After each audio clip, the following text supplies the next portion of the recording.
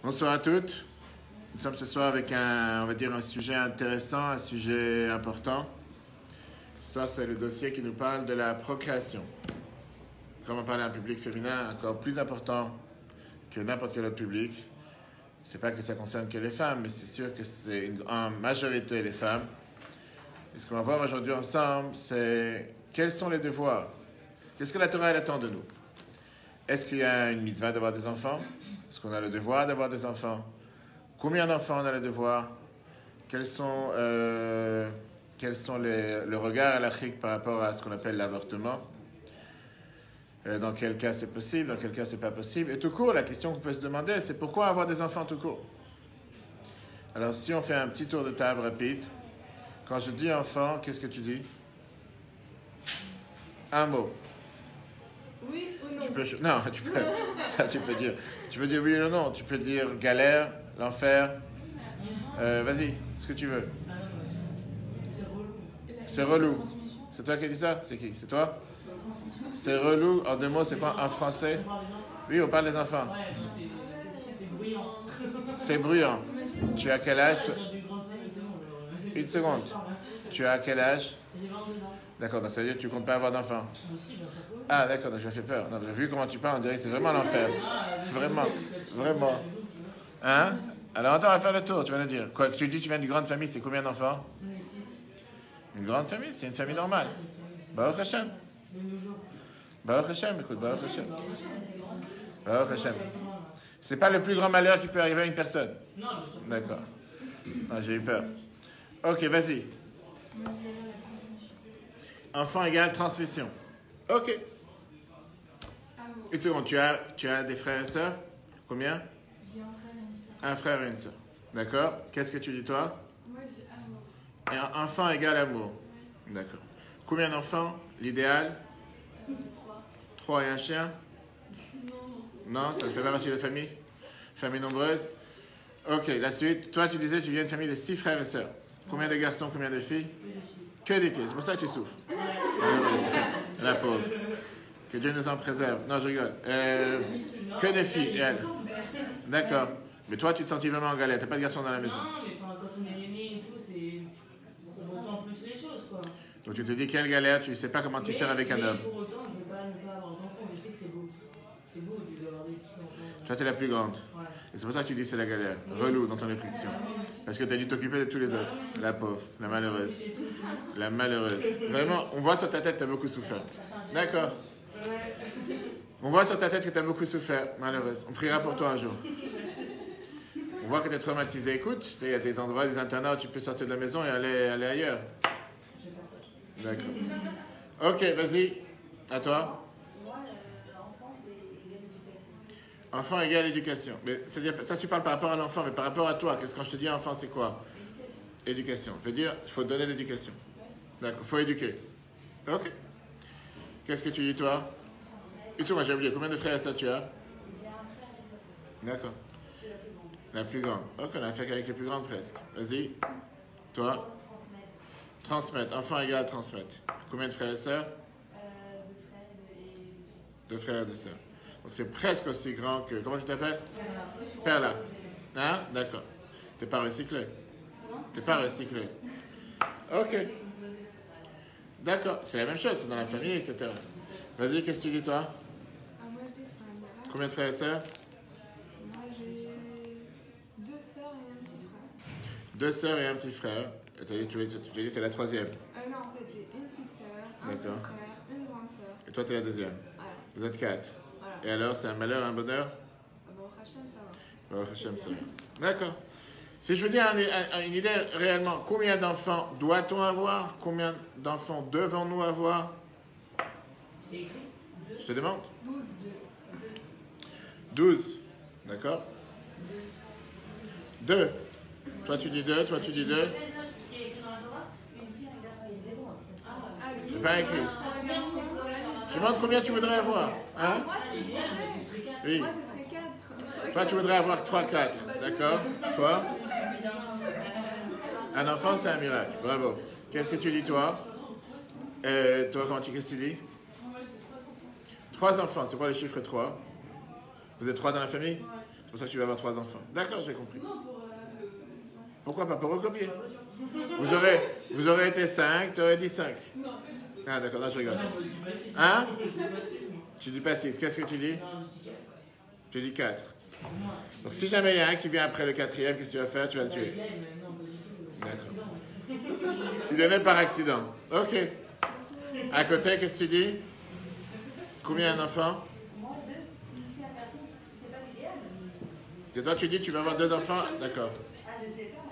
Mais ça que je demande, quel est ton idéal? Je sais pas. Tu sais pas. Ok. Tu as le droit de ne pas savoir. Qu'est-ce que tu dis toi? 2 maxi. Merci, s'il y a un troisième qui arrive, je l'accepte, mais... S'il y a un 3e qui arrive, tu l'accepteras, le pauvre. D'accord. Et toi, qu'est-ce que tu dis? Moi, je dirais 3, 4, c'est 3 1, 15. Qui c'est qui a dit 15? Rigole. Ok.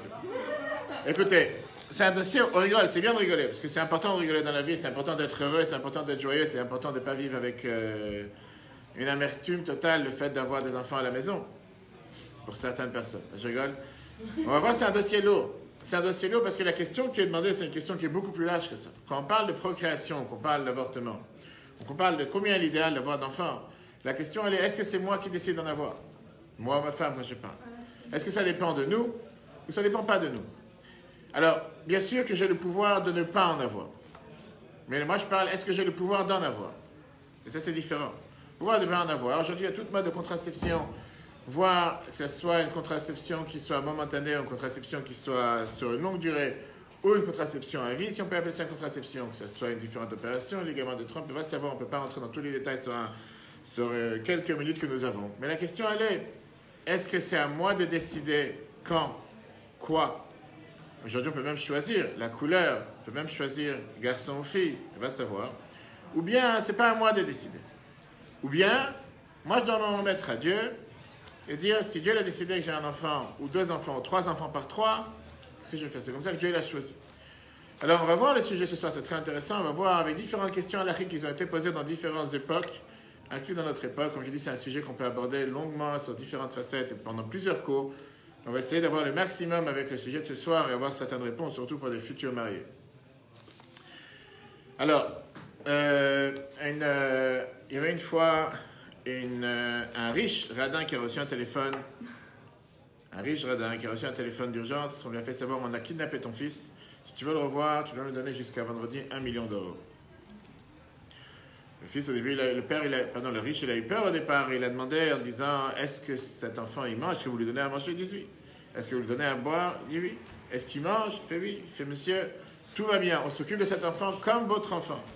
Alors ce radin, il dit, si c'est comme ça, venez prendre son frère. D'accord? L'histoire. Maintenant, c'est vrai que les enfants, c'est la joie. En général, j'attendais que quelqu'un allait dire ce mot. Les enfants représentent la joie. Mais les enfants, c'est aussi la galère, comme tu as dit. Ou bien c'est relou, comme tu as dit, certaines personnes. C'est vrai qu'aujourd'hui, de plus en plus, faire élever les enfants, c'est de plus en plus difficile. Surtout aujourd'hui que les enfants se considèrent les patrons des parents et qui disent aux parents quoi faire ou quoi ne pas faire. Et public présent exclu. Ils disent aux parents où aller ou ne pas aller.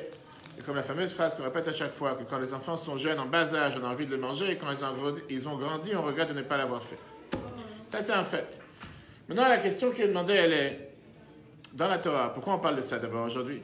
Parce qu'on vient de vivre une époque, les dernières 10 semaines, on a vu quand même combien de nos matriarches étaient toutes stériles. Combien elles ont voulu avoir des enfants et qu'ils ont dû attendre parfois jusqu'à 20 ans pour avoir des enfants, et après ils ont eu des enfants. On sait qu'Abraham, c'était difficile, on va voir. D'abord, il a eu un enfant à l'âge de 99 ans. À 137 ans, il a eu après encore 6 enfants. Bien sûr qu'il a eu Ishmaël avant, ça compte pas. 83 ans. 87 ans, pardon. Yitzhak a eu 2 enfants, mais c'est à l'âge de 20 ans. Et on n'a pas su s'il a eu d'autres enfants. Il n'a pas d'autres enfants, apparemment. Et après, on a bien sûr notre cher Yaakov, qui s'est marié avec 4 femmes. Il a eu 12 enfants. Bonsoir. Et donc, on voit comment dans la panoplie de tous les patriarches, il y a énormément de différences entre ceux qui ont eu du mal à en avoir. En tout cas, c'était toutes stériles, ça on le sait.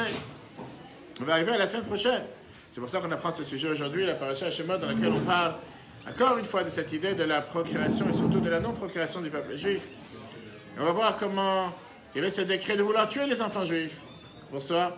Et vouloir faire en sorte qu'ils ne soient pas qui n'existent même pas, les tuer dans le ventre de leur mère, les tuer une fois qu'ils sont nés. Donc, tous ces détails, c'est un sujet qui nous concerne énormément. On va essayer de voir aujourd'hui ensemble qu'est-ce qu'on doit faire et comment on doit faire. Pour ceux qui viennent d'arriver, on parle de la procréation, avortement et pourquoi il faut avoir des enfants, s'il faut en avoir. Il y a des feuilles pour tout le monde, ils sont toutes les feuilles. Alors, si à part de garder 6 pour tes frères et sœurs, tu peux donner... Première mitzvah de la Torah. C'est tes fiches S ce soir. Première mitzvah de la mitzvah de la Torah, Bereshit, chapitre 1, verset 28. Vayomer lahem Elokim, Dieu dit à Adam et Ève, Pro-vous ou milou et haaretz, fructifiez-vous, multipliez-vous, remplissez la terre avec quelque chose de la conquérir. J'ai oublié de dire que le cours il est en replay sur l'application eTorah, E-T-O-R-A-H sur Google et Apple. Vous pouvez télécharger l'application après, ainsi que tous les autres sujets intéressants. Vous pouvez choisir par sujet, choisir par paracha, profitez-en. Et bienvenue à tous ceux qui nous regardent sur le live.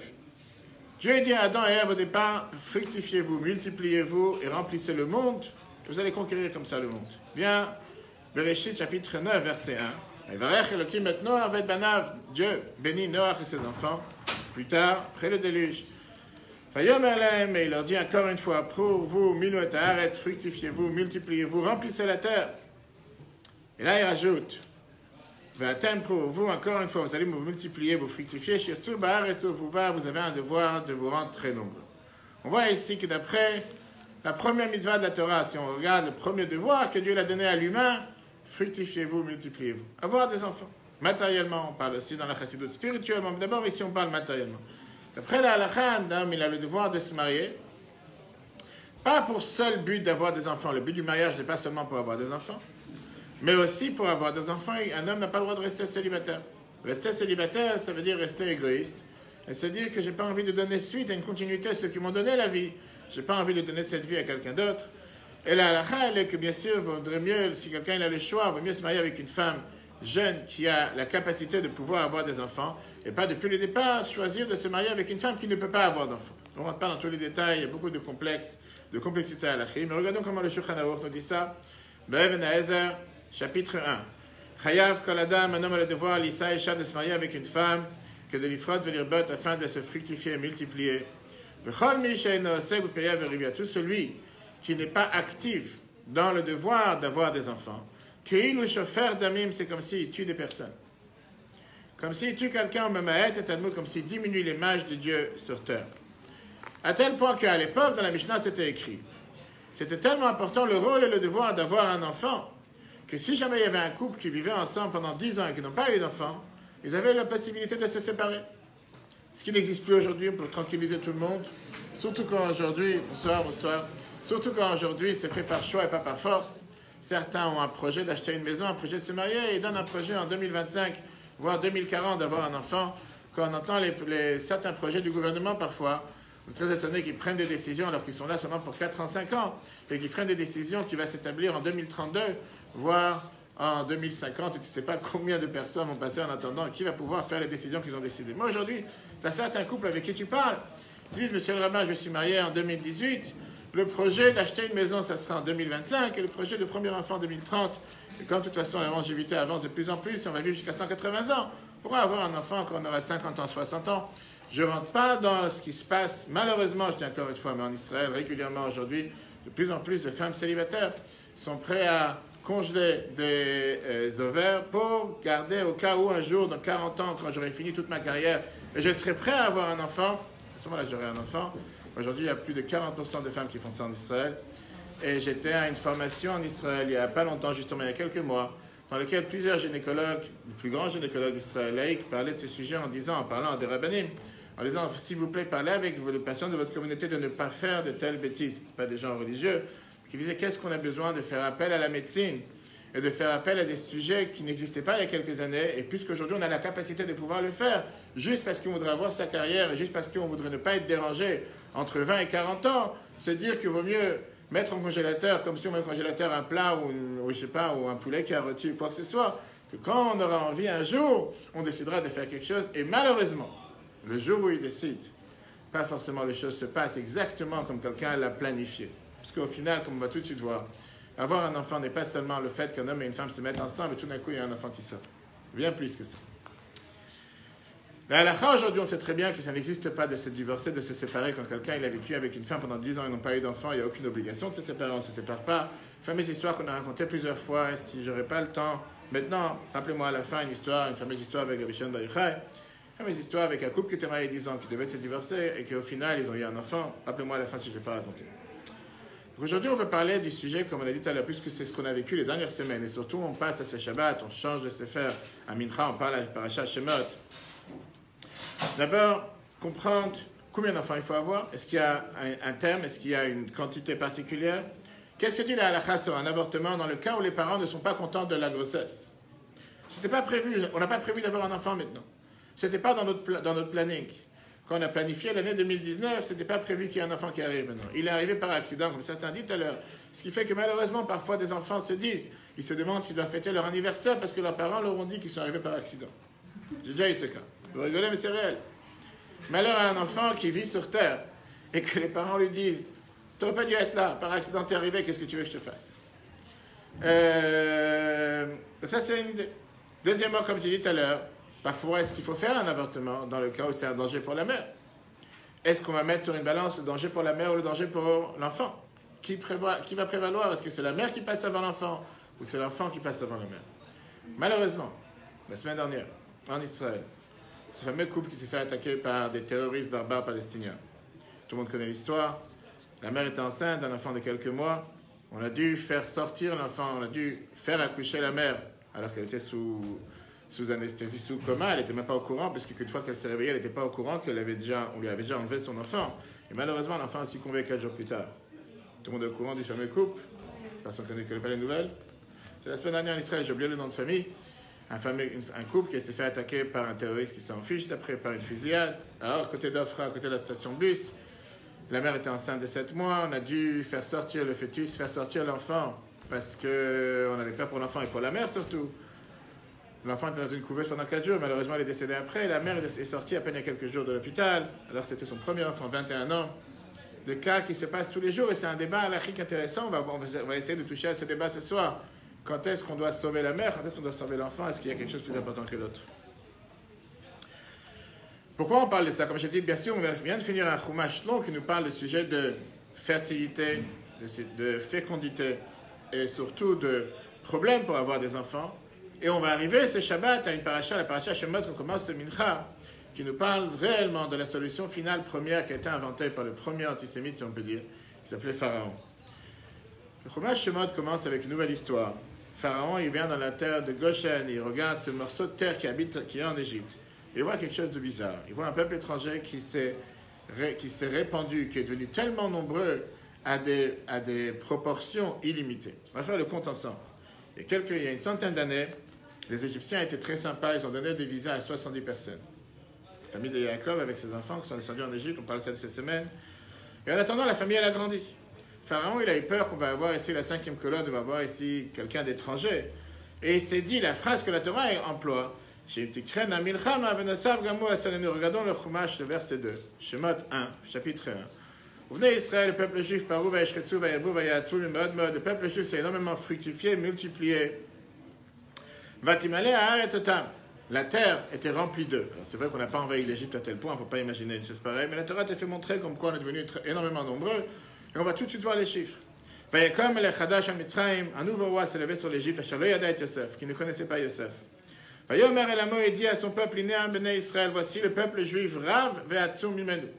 Il est beaucoup plus grand que lui, soi-disant qu'on est devenu plus nombreux que les Égyptiens. Viens, on devient intelligent. Ben Irbe, on choisit une solution. Qu'est-ce qu'on peut faire face à ce peuple qui n'arrête pas de devenir nombreux? C'est quoi leur problème? Si jamais il y a une guerre contre l'Égypte, il va s'associer avec nos ennemis. Il va nous faire la guerre, et il va partir de cette terre, on va tout perdre. Et donc, essayons de choisir ensemble quelle solution finale face à ce peuple d'immigrés qui s'est multiplié à des proportions sans limite et qu'on ne sait pas quoi faire avec lui. Comprendre quelle était la peur des Égyptiens, c'est très simple. D'abord, on va faire le calcul. À combien de personnes on est sorti d'Égypte? Quelqu'un sait? C'est écrit dans la Torah. Combien on était quand on est sorti d'Égypte? 600 000, bravo. 600 000, c'est quoi? Les hommes de 20 à 60 ans. Disons qu'on avait au moins autant de femmes, minimum, si ce n'est pas plus. Et disons qu'on avait autant ou moins de vieux, de personnes de 60 ans et plus. Ça fait 600 000 fois 3 égale déjà 1,8 million. Si on s'imagine que dans chaque famille, il y avait environ 3 enfants, en moyenne, et on sait qu'il y avait des familles, il y avait certainement beaucoup plus, mais disons 3 pour l'instant, 600 000 fois 3 égale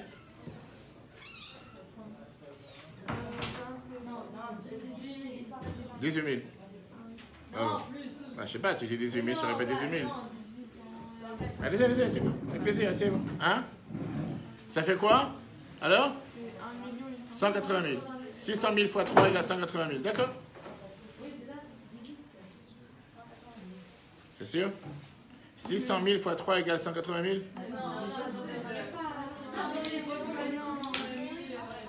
Hein? 1 800 000, exact. Pourquoi? Donc on est déjà à 2 fois 1,8 million. Ça fait 3,6 millions. On est d'accord? 3,6 millions. Et tout ça, c'est quoi? C'est seulement un cinquième du peuple. Puisqu'on sait très bien que l'autre partie, 4/5 sont décédés en Égypte. 80% sont morts pendant la plaie des ténèbres. On parle ici de dizaines de millions de personnes, si on fait les calculs. Pharaon, il rassemble le cabinet, rassemble le bureau politique d'Égypte et il demande un problème, comment résoudre le problème démographique de ce peuple. Si Pharaon était quelqu'un de droit, il aurait pu choisir une solution très simple, les renvoyer du pays. Prenez vos bagages et partez. Comme malheureusement, à une certaine époque, il y a eu l'acquisition en Espagne, en 1497, il n'est pas obligé de commencer à trouver une solution drastique, de vouloir tuer ce peuple. Mais Pharaon, il voulait jouer sur les deux mariages. D'abord, il avait ici une main-d'œuvre gratuite, des esclaves qui pouvaient travailler pour lui. Et de l'autre côté, il voulait trouver une solution, comment stopper leur culture, comment stopper leur naissance. Il s'est dit, on va jouer sur les deux. On va les garder en tant qu'esclaves, mais on va faire en sorte qu'ils ne se multiplient pas. La Torah nous dit, c'était quoi la solution finale? C'était une solution qui était en 3 étapes. D'abord, créer des centres de concentration, on va dire des centres de travaux forcés. C'était au départ une solution de les faire travailler de manière simple, gentiment, par ça qui va les faire travailler si dur, ils ne vont plus avoir l'envie d'avoir des enfants, ils vont être tellement fatigués qu'ils ne vont pas vouloir, qui va penser à avoir un enfant. Comme la Torah nous dit, les travaux forcés, Pharaon les appelle Beparer, mais on lit différemment Beferach, avec une bouche tendre, et leur fait croire qu'ils vont leur payer un grand salaire, qu'ils vont travailler durement, qu'ils auront des heures en plus défiscalisées, et en plus ils vont recevoir 100 € en plus pour le SMIC, et s'ils sont fonctionnaires, ils vont recevoir 300 € en plus. Et va savoir, la vie est belle, on dit paradis sur terre, il vous manque absolument rien. Le Midrash nous dit que le premier jour, Pharaon, il est même venu travailler avec eux. Il leur a montré comment il sait faire une baguette, comment il sait mettre du ciment sur une brique, comme certains font aujourd'hui. Et il leur a même promis que chaque brique qu'ils vont mettre, il va la payer. Mais le lendemain, il ne les a pas payés, il leur a demandé de mettre autant, de faire autant de briques que vous avez fait hier sans être payé. La première solution que Pharaon a choisie a beaucoup marché. Et les hommes ont perdu l'envie de vivre et d'élargir leur famille. Le peuple juif aurait dû, logiquement parlant, diminuer. Mais ceux qui ont sauvé la situation étaient, comme d'habitude, les femmes. Les femmes qui donnent la vie, pas seulement les femmes qui donnent la vie, les femmes sont venues, ils ont sauvé la situation, le Tanchuma. Midrash Tanchuma dans la paracha Pekouda nous disent qu'est-ce que les femmes avaient l'habitude de faire. Ils allaient prendre de l'eau du puits, Dieu leur mettait des poissons dans leur cruche d'eau, ils allaient dans les champs et donnaient à boire à leur mari. Et après, ils prenaient les miroirs qu'ils avaient à l'époque, ils se regardaient avec leur mari, soi-disant un combat, qui est plus beau que qui. À l'époque, ils avaient l'habitude d'avoir du maquillage beaucoup mieux qu'aujourd'hui, je ne sais pas c'était quelle marque. Et comme ça, ils arrivaient à vouloir être ensemble. Ils étaient ensemble et ils avaient des enfants. Quand Dieu il est venu voir Moshe pour faire le temple, le peuple juif a donné l'or et l'argent qu'ils avaient. Les femmes sont venues, ils ont amené ces miroirs pour le temple. Quand Moshe il a vu les miroirs, il a dit c'est ces miroirs que vous amenez, vous n'avez pas honte. Pourquoi vous amenez de tels miroirs pour le temple alors qu'ils sont faits pour vous faire belle, avec votre mari, etc. Dieu il a dit qu'est-ce que tu te moques d'eux? Tu fais honte à ces miroirs. Sache que c'est grâce à ces miroirs qu'ils ont fait, donner naissance, donner vie à toutes les tribus du peuple juif en Égypte. Prends ces miroirs, fais avec eux ce fameux kior, ce fameux récipient avec lequel les Kohanim se levaient les mains et les pieds quand ils rentraient dans le temple. Ça, c'est un plan qui a duré 3 ans de travaux forcés. Après 3 ans, Pharaon il commence à vouloir faire le comptage, il voulait faire Comment on appelle ça? Il voulait faire le... Ah, j'ai oublié le mot. Hein? Pas l'inventaire, savoir combien de personnes il y a dans la population. Le recensement, merci. Heureusement que tu es là. Et il se rend compte que pas seulement que le peuple n'a pas diminué, mais continue à grandir. Il y a quelque chose qui ne va pas ici. Il a décidé de passer à la deuxième solution. La deuxième solution, c'était de tuer les enfants en cachette. Qu'est-ce que ça veut dire tuer les enfants en cachette? Il a appelé les sages-femmes juives. Et il leur dit, faites mourir les enfants à la naissance. Les filles, laissez-les vivre. Pour les mélanger, qui se marient, qui vont s'assimiler avec le peuple égyptien. Et comme ça, le peuple juif va disparaître. Mais ces femmes, ces sages femmes juives ont eu la crainte de Dieu. Et elles ont décidé de donner leur vie pour ne pas mettre en application ce mauvais décret. Pharaon s'est énervé qu'il voit encore avec un autre ressentiment que le peuple juif continue à grandir. Et les femmes juives, les femmes qu'on vient de voir, les sages-femmes, ont appelé les femmes juives Chayotena. Traduction, ce sont des animaux. Quel rapport avec animaux? Ils ressemblent aux animaux qui donnent naissance dans les champs qui n'ont pas besoin de nous. Soi-disant, ils nous font appel qu'ils ont besoin d'une sage-femme pour accoucher, mais dès qu'on arrive, l'enfant il est déjà né. Comme les animaux, qui ont un enfant tout court, tout seul, ils n'ont pas besoin d'avoir une sage-femme, ou je ne sais pas si c'est un sage animal pour les faire accoucher. Pharaon, il voit que ça ne marche pas, il décide de passer au troisième plan. Pardon, le troisième plan, de tuer et de noyer tous les enfants qui sont déjà nés. Pas les enfants qui vont naître, les enfants qui sont déjà nés. Et là, les soldats égyptiens passaient dans les maisons juives, rassemblaient tous les enfants et les noyaient par force dans le Nil. C'est très bien qu'un compte 300 000 enfants ont été tués par Pharaon et se baignaient dans le sang des enfants juifs. Le plan a presque réussi. La Gemara nous raconte qu'Amram, le père de Moshe, qui était le plus grand du peuple juif à l'époque, était tellement brisé de la situation qu'il a décidé de divorcer de sa femme. En disant à quoi ça sert de vivre ensemble si de toute façon on ne peut pas avoir d'enfants. Et à cause de lui, tout le peuple juif a décidé de se séparer de leur femme. Et c'était la première fois dans l'histoire du peuple juif que, effectivement, la solution finale aurait pu mettre en application, faire stopper tout le peuple juif de pouvoir pas seulement grandir, mais de totalement être exterminé. C'est qui a encore une fois sauvé la situation? Encore une fois une femme juive. C'est pour ça que le sujet a été choisi pour ce soir. Parce qu'on a affaire avec un public féminin. C'était une fille de 5 ans, même pas une femme. Une fille de 5 ans, Myriam, Sota, page 12, regardons ce que la Gemara nous raconte. Amram Gadaladora, il y a une feuille, tu veux une feuille? Tu veux t'asseoir ici à côté, hein? Tu vois en français? Tu veux t'asseoir là ou là? Tu n'es pas obligé d'être sur le coin. Alors moi, si tu gardes la place pour quelqu'un. Mets-toi à l'aise. Je ne mange pas les personnes.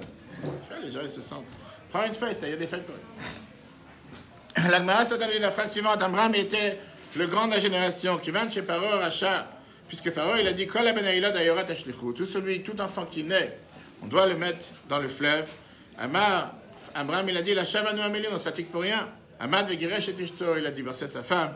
Amdou Kulam vegishu et achetem, tout le monde s'est levé, ils ont divorcé leur femme. Amram l'habito, sa fille Myriam, qui avait 5 ans, lui dit, Abba, père, kashek zeratra yotem Michel Paro. Là, ton décret est beaucoup plus dur que celui des pharaons. Pourquoi? Chez Paro, le gazar et la srarim, Pharaon, il a décrété seulement sur les hommes de tuer les garçons, les mâles. Et toi, tu as fait un décret sur les garçons et les filles. À cause de toi, il n'y a plus de personnes qui vont naître, même pas des filles qui vont naître. Pharaon, Racha, ça fait que Mitkayemet Zerato, ça fait que Mitkayemet, Pharaon, le Racha, le mauvais. Il y a un doute si son décret va marcher ou pas. De toute façon, il y a un Dieu qui va nous aider. Ata tzadik, toi, tu es un tzadik. Bevadaï, Shek Zeratra Mitkayemet, c'est sûr que ton décret va s'accomplir. Le fait est que le fait que tu as divorcé, tout le monde a divorcé. Amad, Chezir et Ishto, il a décidé de se remarier avec sa femme. Amdou Kulan, tous les peuples juifs se sont réveillés, Verzir et Achetem, ils se sont remariés avec leur femme, et c'était le jour des grands mariages en Égypte, tout le monde faisait des mariages, etc. Mais qu'est-ce qui s'est passé suite à ça? Suite à cet épisode est né le sauveteur du peuple juif, Moshe. Avant ça, il n'était pas là. C'est-à-dire que si jamais Amram ne serait pas remarié, on n'aurait jamais eu Moshe aujourd'hui. Grâce à cette parole de Myriam, qui a convaincu son père, au final, Moshe il est né. Il y a un midrash qui vient et qui nous récapitule tout ce qu'on vient de dire. Ces 3 étapes du fameux décret, la solution finale de Pharaon. Regardons le midrash Mod Rabbah, le midrash Rabbah, chapitre 26, verset 1. Bizra Rishana Shegazar Paro, dans le premier décret qu'il a décrété Pharaon. Chez Neymar, c'est écrit Vaïmareu Etrayem, ils ont rendu amère sa vie, leur vie. Et Midaim Akadosh Baruch Goel, Dieu l'a fait venir un libérateur, Zo Myriam, c'était Myriam. Al-Shem Amirou, pourquoi il l'a appelé Myriam? Sur l'amertume qu'ils ont vécue à l'époque. Bizra Shnia, le deuxième décret. La deuxième étape, Iben ou Vamitonoto, si c'est un enfant, un garçon, vous allez le tuer. Et Midaim Akadosh Baruch, Dieu leur a donné un sauveteur, c'est Aaron, c'est Aaron. Pourquoi il a été appelé Aaron? Al-Shem Issour Aerayon, sur l'interdiction de grossesse, puisqu'il tuait les enfants pendant la grossesse.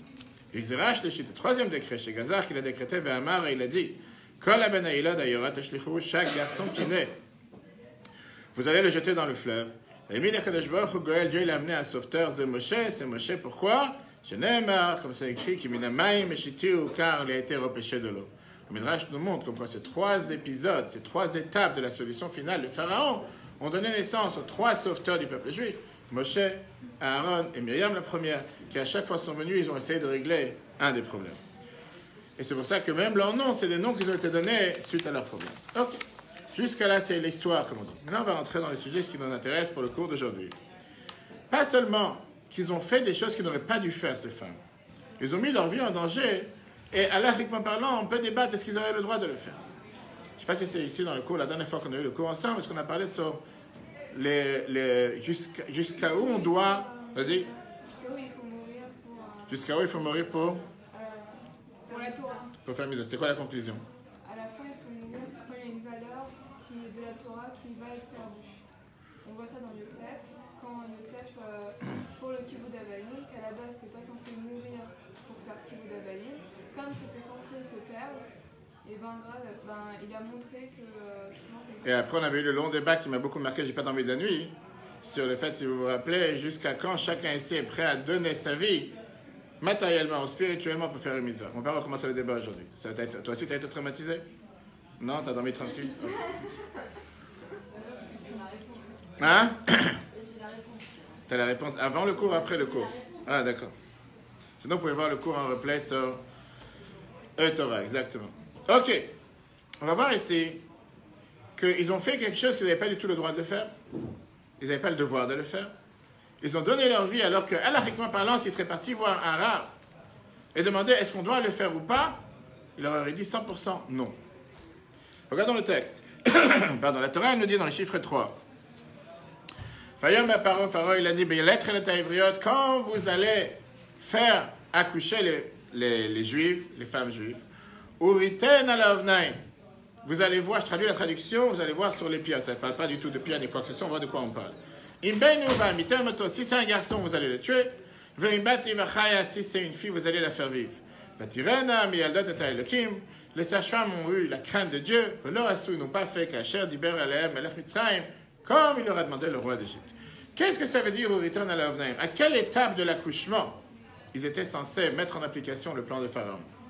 Au début de l'accouchement, à la fin de l'accouchement, pendant l'accouchement, juste avant le début de l'accouchement, en début du travail, la fin du travail, tous ceux qui savent comment se passe un accouchement. Des fois, tu as des femmes qui peuvent être en salle d'accouchement, ça peut durer 10 heures, 20 heures, 2 jours, 3 jours. Des fois, du début du travail jusqu'à la fin du travail, ça peut durer une demi-heure. Et des fois, ça peut durer plusieurs heures, voire plusieurs jours.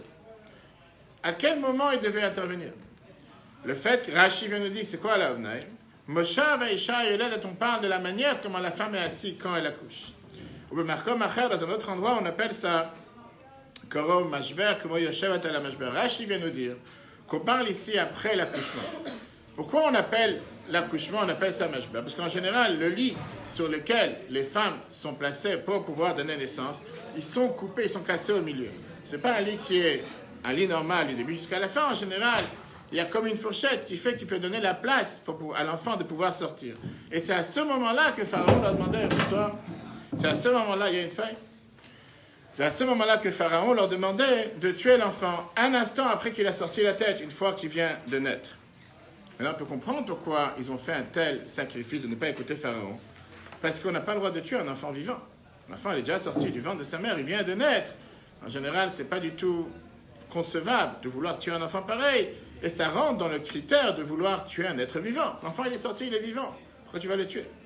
Regarde donc ce que la Gemara nous explique de manière différente. Sota 11b, fin du chapitre 3. Si c'est un garçon, vous allez le tuer. Siman Gadol Masala. À l'époque, ils avaient un moyen de pouvoir reconnaître, ils n'avaient pas d'échographie pour détecter est-ce que c'est un garçon ou une fille. Mais ils savaient à la naissance comment on allait savoir si c'est un garçon ou une fille. Ben Panav le matin, si c'est un garçon, il a la face vers le bas. Bat Panav le mal, si c'est une fille, elle a la face vers le haut. À l'époque, ça n'a pas de sens aujourd'hui, ça n'existe pas aujourd'hui. Mais certainement en Égypte, il y avait beaucoup de choses qui se passaient qui ne se passent pas aujourd'hui. Il disait qu'un garçon, quand il sort du ventre de sa mère, en général, puisqu'il est sur le ventre, il regarde avec sa face, il regarde vers le bas. Alors que si c'est une fille, elle est sur le dos et sa face, elle est vers le haut. Va raconter ça aujourd'hui qu'on te dit qu'un enfant, il fait 10 000 tours à la seconde dans le ventre de sa mère et qu'en général, elle ne trouve pas une position où dormir, comment s'asseoir, et qu'une fois, il est du côté droit, du côté gauche, et que les docteurs, des fois, ils peuvent te prédire qu'il a la tête en haut, la tête en bas, et qu'il s'est renversé, qu'il a fait une calipette et qu'il est revenu. À l'époque, certainement, en Égypte, ça ne se passait pas forcément toutes ces choses-là. Mais aujourd'hui, les choses ont énormément évolué et changé. Et c'est important de le dire qu'aujourd'hui, les natures ont totalement changé. Ça ne veut absolument rien dire. Et je ne pense pas que la première des choses que les docteurs aujourd'hui font attention quand une femme accouche, si la face de l'enfant était vers le bas ou vers le haut, et en règle générale, ils savent déjà bien longtemps avant si c'est un garçon ou une fille. C'est pas comme ça qu'ils vont se fixer pour savoir, comme si des fois ça peut prendre quelques secondes que tout l'enfant il sort, des fois ça prend plusieurs minutes, etc. Le fait que Pharaon, pourquoi la Torah nous raconte ça? Le fait que Pharaon leur a donné ces symboles pour savoir qu'est-ce que c'est cet enfant, si c'est un garçon ou une fille.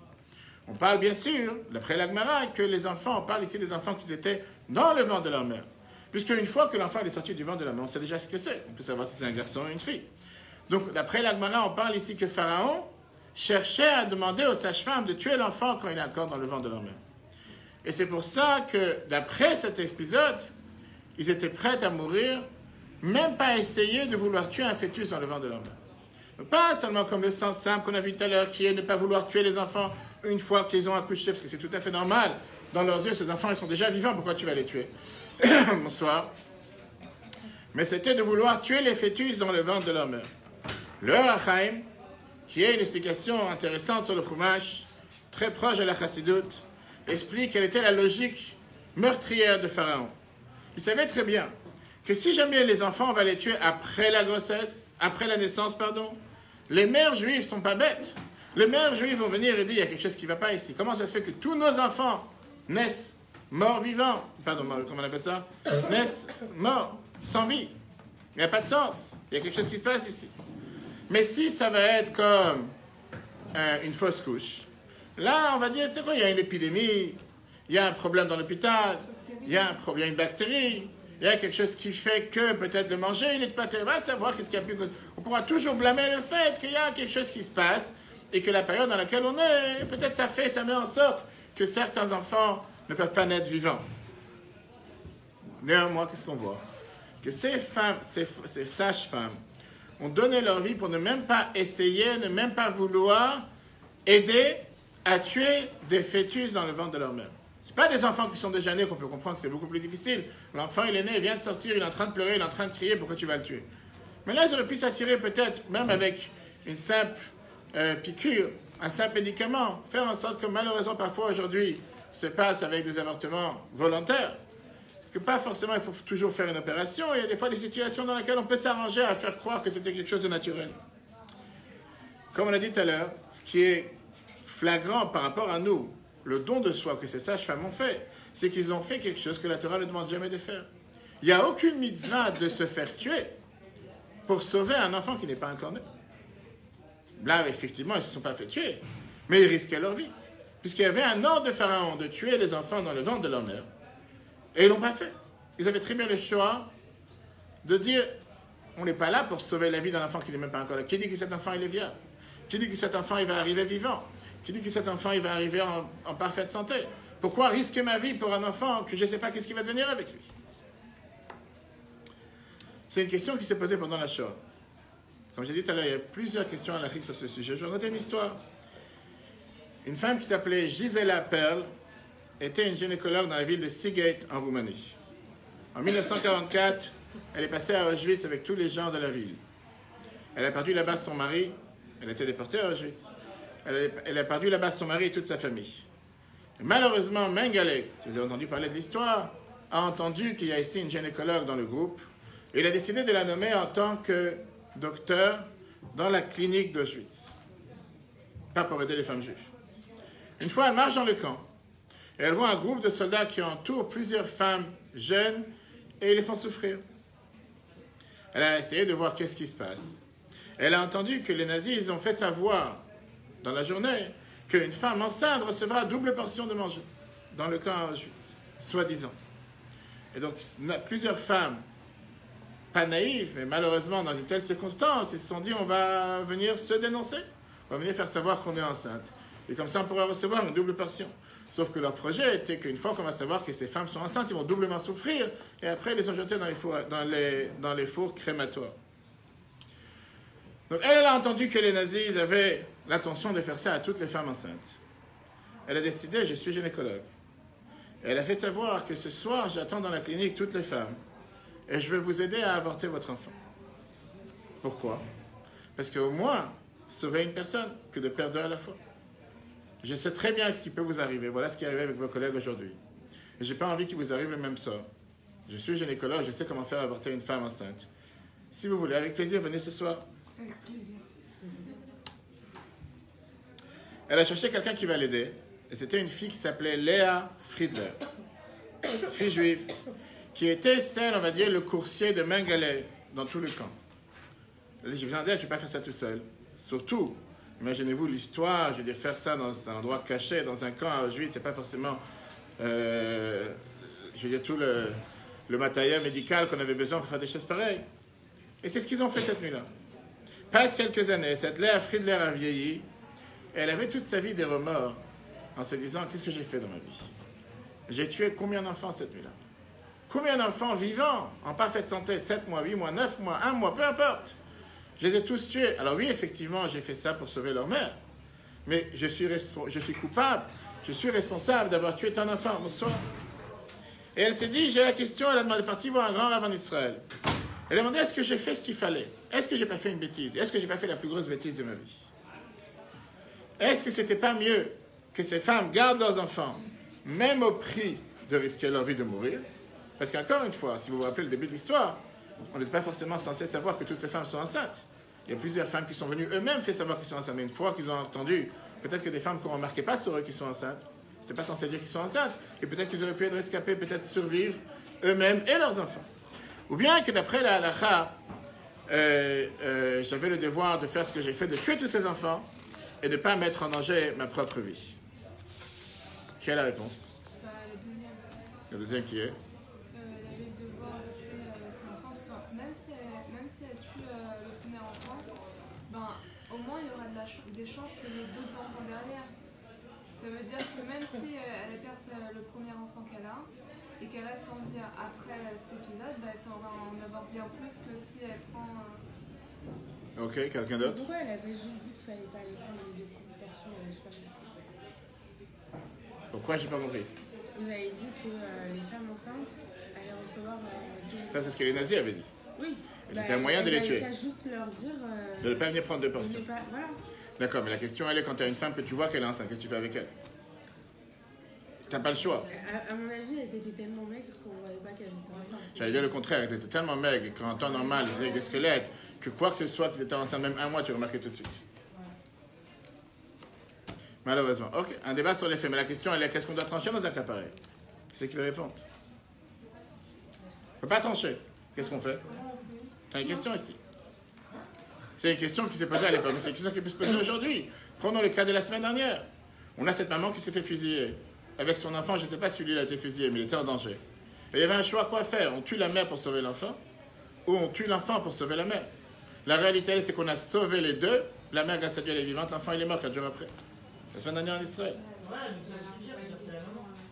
Ça veut dire que c'est un cas précis. Encore une fois, l'enfant n'a pas été touché. C'est la maman qui donne licence. Alors? Donc il est Dans pas le né, cas en où fait. elle fait finalement après, par exemple pour la joie, etc.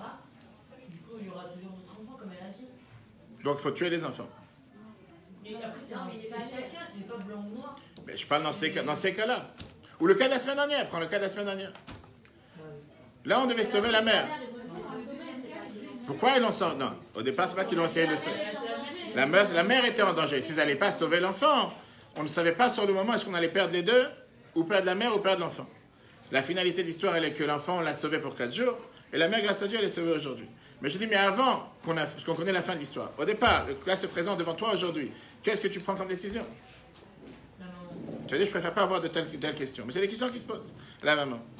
La réalité, elle est que cette question, elle s'est déjà posée pendant la guerre. En hiver 1942, les nazis ont fait savoir à tout ce qui était à l'époque les communautés juives dans les ghettos, ce qui s'appelait les Judenrat, l'interdiction de faire en sorte qu'il y ait une grossesse qui se maintienne. Et la question était à l'époque, en 2 mots, de tout faire pour qu'il n'y ait aucune grossesse en cours. Débrouillez-vous. Pas le droit d'avoir d'enfant. Et la question que les rabbinim ils ont eue à l'époque, qu'est-ce qu'on fait? Aujourd'hui qu'il y a un enfant qui est déjà en cours, est-ce qu'on sauve la vie du fœtus ou on sauve la vie de la mère? Le débat halachique, c'est un débat qui est long, et je dis, comme j'ai dit, c'est pas sur un pied. La Torah considère que avortement égale meurtre. Ça, c'est la règle halachique en général. Il y a toujours des cas d'exception. On ne va pas entrer dans les détails ce soir.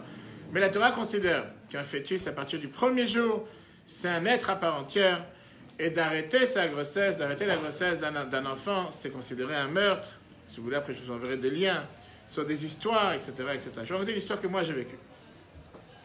J'étais en Bosnie-Herzégovine juste après la guerre. Pour ceux qui savent la guerre qu'il y avait en ex-Yougoslavie, bonsoir. C'était en 96-97. Je ne sais plus exactement l'année, je crois que c'est 97. Je suis parti voir à l'époque les communautés juives dans tout l'ex-Yougoslavie. On a fait le tour. Chabad, on a l'habitude d'envoyer des jeunes élèves de la yeshiva pour faire le tour pendant l'été des endroits où il n'y a pas de communauté. Aujourd'hui, il y a des bâtis Chabad. Mais à l'époque, il n'y avait pas de communauté à Zagreb, Croatie, Slovénie, Bosnie-Herzégovine, Macédonie, tous ces 5 pays de l'ex-Yougoslavie. Et donc, on m'a demandé de venir parler Shabbat. On avait des Shabbats pleins, on avait des questions-réponses ce soir, des débats. C'était un Shabbat plein qu'on organisait en Serbie, la capitale de la Serbie, qui était juste à la frontière de la Croatie. Et il y avait une personne qui est venue Shabbat, il a participé aux questions-réponses, débats sur le judaïsme, sur toutes questions. Et à la fin, il m'a dit, il veut me parler en privé. J'ai dit, écoute, on doit partir maintenant, on va revenir Shabbat prochain. De toute façon, parce que la semaine, on devait être en Bosnie-Herzégovine. J'ai dit, viens, on se voit la semaine prochaine, tranquille, il vient nous voir. Et il m'amène avec moi, il m'amène un journal. Voilà ce que raconte cette personne. Il dit, moi, j'étais un gynécologue.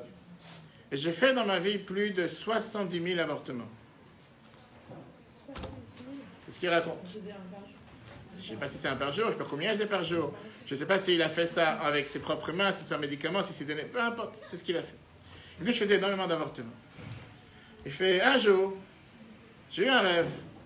Je vois une personne avec une barbe blanche dans mon rêve. Un saint du peuple juif, c'est pas forcément un juif pratiquant qui raconte. Et il me dit, cette personne, il vient, il me montre dans le rêve des dizaines et des centaines de personnes qui défilent devant moi. Et il me dit, ça c'est un docteur, ça c'est un avocat, ça c'est une juge, ça c'est une infirmière, ça c'est une... Et comme ça, il me passe chaque personne en me montrant les noms et les différentes fonctions que chaque personne ils ont. Et à la fin, il me demande, est-ce que tu connais ces personnes? Je dis, j'ai jamais vu ces personnes de ma vie. Et il lui dit dans le rêve, il dit, sache que toutes ces personnes, c'est ceux que tu as tués. Et que si jamais tu ne les aurais pas tués, voilà ce qu'ils auraient été aujourd'hui. C'est dit, je me suis réveillé en sursaut. Je n'ai pas pensé à un instant, parce que c'est des bêtises, il va savoir qu'est-ce qu'il parlait d'un rêve, peut-être un cauchemar. Laisse-moi tranquille, il va dormir. Il fait 3 nuits de rêve, 3 nuits de suite. Je fais ces rêves. Et ça m'a tellement bouleversé que je me suis dit, qu'est-ce que je fais dans ma vie? J'ai pris conscience que j'ai tué une masse de personnes. Un petit Hitler. Ça, c'est ses phrases. Lui, je ne savais pas quoi faire. La 3e nuit, j'étais en plein de sueur, en train de le voir. Et je lui demande, qu'est-ce que je dois faire aujourd'hui? Est-ce que j'ai un moyen de me rattraper? La question que Léa a demandé, si vous vous rappelez, au rabbiniquement d'Israël après la Shoah. Est-ce que j'ai un moyen de rattraper ce que je fais? Et il dit que ce saint, cette sadique, dans le film, dans le rêve, il vient et il lui dit, si tu te convertis aujourd'hui, et tu te reconvertis, et tu deviens un docteur qui va sauver des vies, en 2 mots, à la place de faire des avortements, tu vas sauver des grossesses, tu seras pardonné. Il fait, depuis, j'ai sauvé 40 000 personnes. Et il m'a montré le journal qui est sorti l'année d'avant, avant que je vienne dans Yougoslavie. J'ai le journal à la maison, si vous voulez, je vous enverrai la photo. La première page, avec sa photo, et c'est écrit en grand que la personne qui était à l'époque dans tel et tel métier, aujourd'hui, il est tombé sur la tête, parce que pourquoi tout d'un coup sauver? Et aujourd'hui, il a sauvé presque autant de personnes. Et il voulait savoir s'il est pardonné. Si je suis pour le dire s'il est pardonné ou pas. Mais peu importe, pour montrer la pensée d'un docteur qui a agi dans ces choses-là. Viens la Gemara Sanhedrin, regardons le chiffre 4. Et ça, c'est une histoire que j'ai entendue personnellement de lui. Ce n'est pas quelqu'un qui a raconté dans un livre. La Gemara Sanhedrin, page 57b, dit la phrase suivante. Bishum Rabbi Ishmael, on a dit au nom de Rabbi Ishmael, Ben Noach, même à l'époque, un Noachite, ce qu'on appelle un non-juif à l'époque, Neherag à la Rigat Ubarim. Il doit être tué sur le fait qu'il a tué un fœtus. La Gemara considère qu'un fœtus, c'est une vie. Maïta, mais c'est quoi la raison? Dire-t-il, parce que la Torah, elle te dit, Shofer dam à Adam, va Adam damo et Shofer. Celui qui verse le sang d'un homme, dans l'homme, son sang sera versé. Qu'est-ce que ça veut dire? Ces 2 phrases qui apparemment n'ont pas de sens. Vers la Gemara, elle te dit, Ezeu Adam shebetoch Adam. C'est quoi l'homme qui est à l'intérieur de l'homme? Ave Omer, Zeuba shebimeim. C'est l'enfant qui est dans le ventre de sa mère. En 2 mots, celui qui tue un fœtus. Il est responsable comme s'il a tué un être humain, un être à part entière, un être vivant sans différence. Le seul cas dans lequel la halakha dit clairement qu'on a le droit de tuer un fœtus, c'est quand cet enfant, il met en danger la vie de sa mère, et là, il est considéré un traître. Si jamais il met en danger la vie de sa mère, sans discuter, on a le devoir de s'en séparer. Regardons la halachot.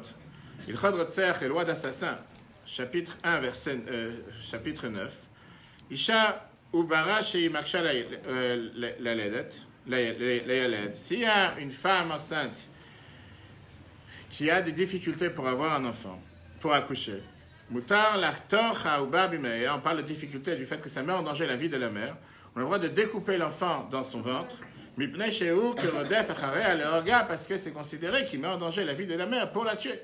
Et là, dans un cas pareil, il est considéré un meurtrier, il risque de la mettre en danger, on peut s'en séparer. Revenons à notre cas. Dans le cas ici, c'est pas que l'enfant mettait en danger la vie de sa mère, c'était les nazis qui ont mis en danger la vie des femmes.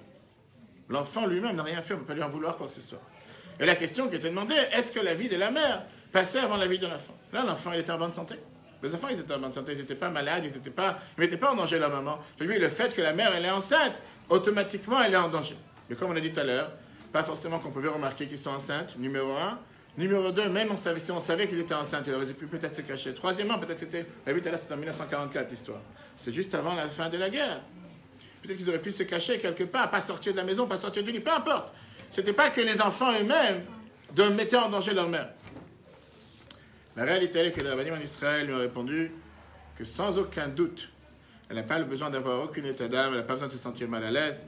C'est sûr qu'elle avait le droit de stopper les grossesses de toutes ces femmes qu'elle a fait. Elle n'a aucune, mauvaise conscience à avoir, ni mauvaise humeur à avoir, pour 2 raisons.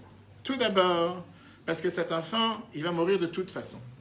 La question, elle est, si sa mère va mourir avec lui ou sans lui. Mais il finirait par mourir, malheureusement, c'était la situation. Voilà la réalité en face.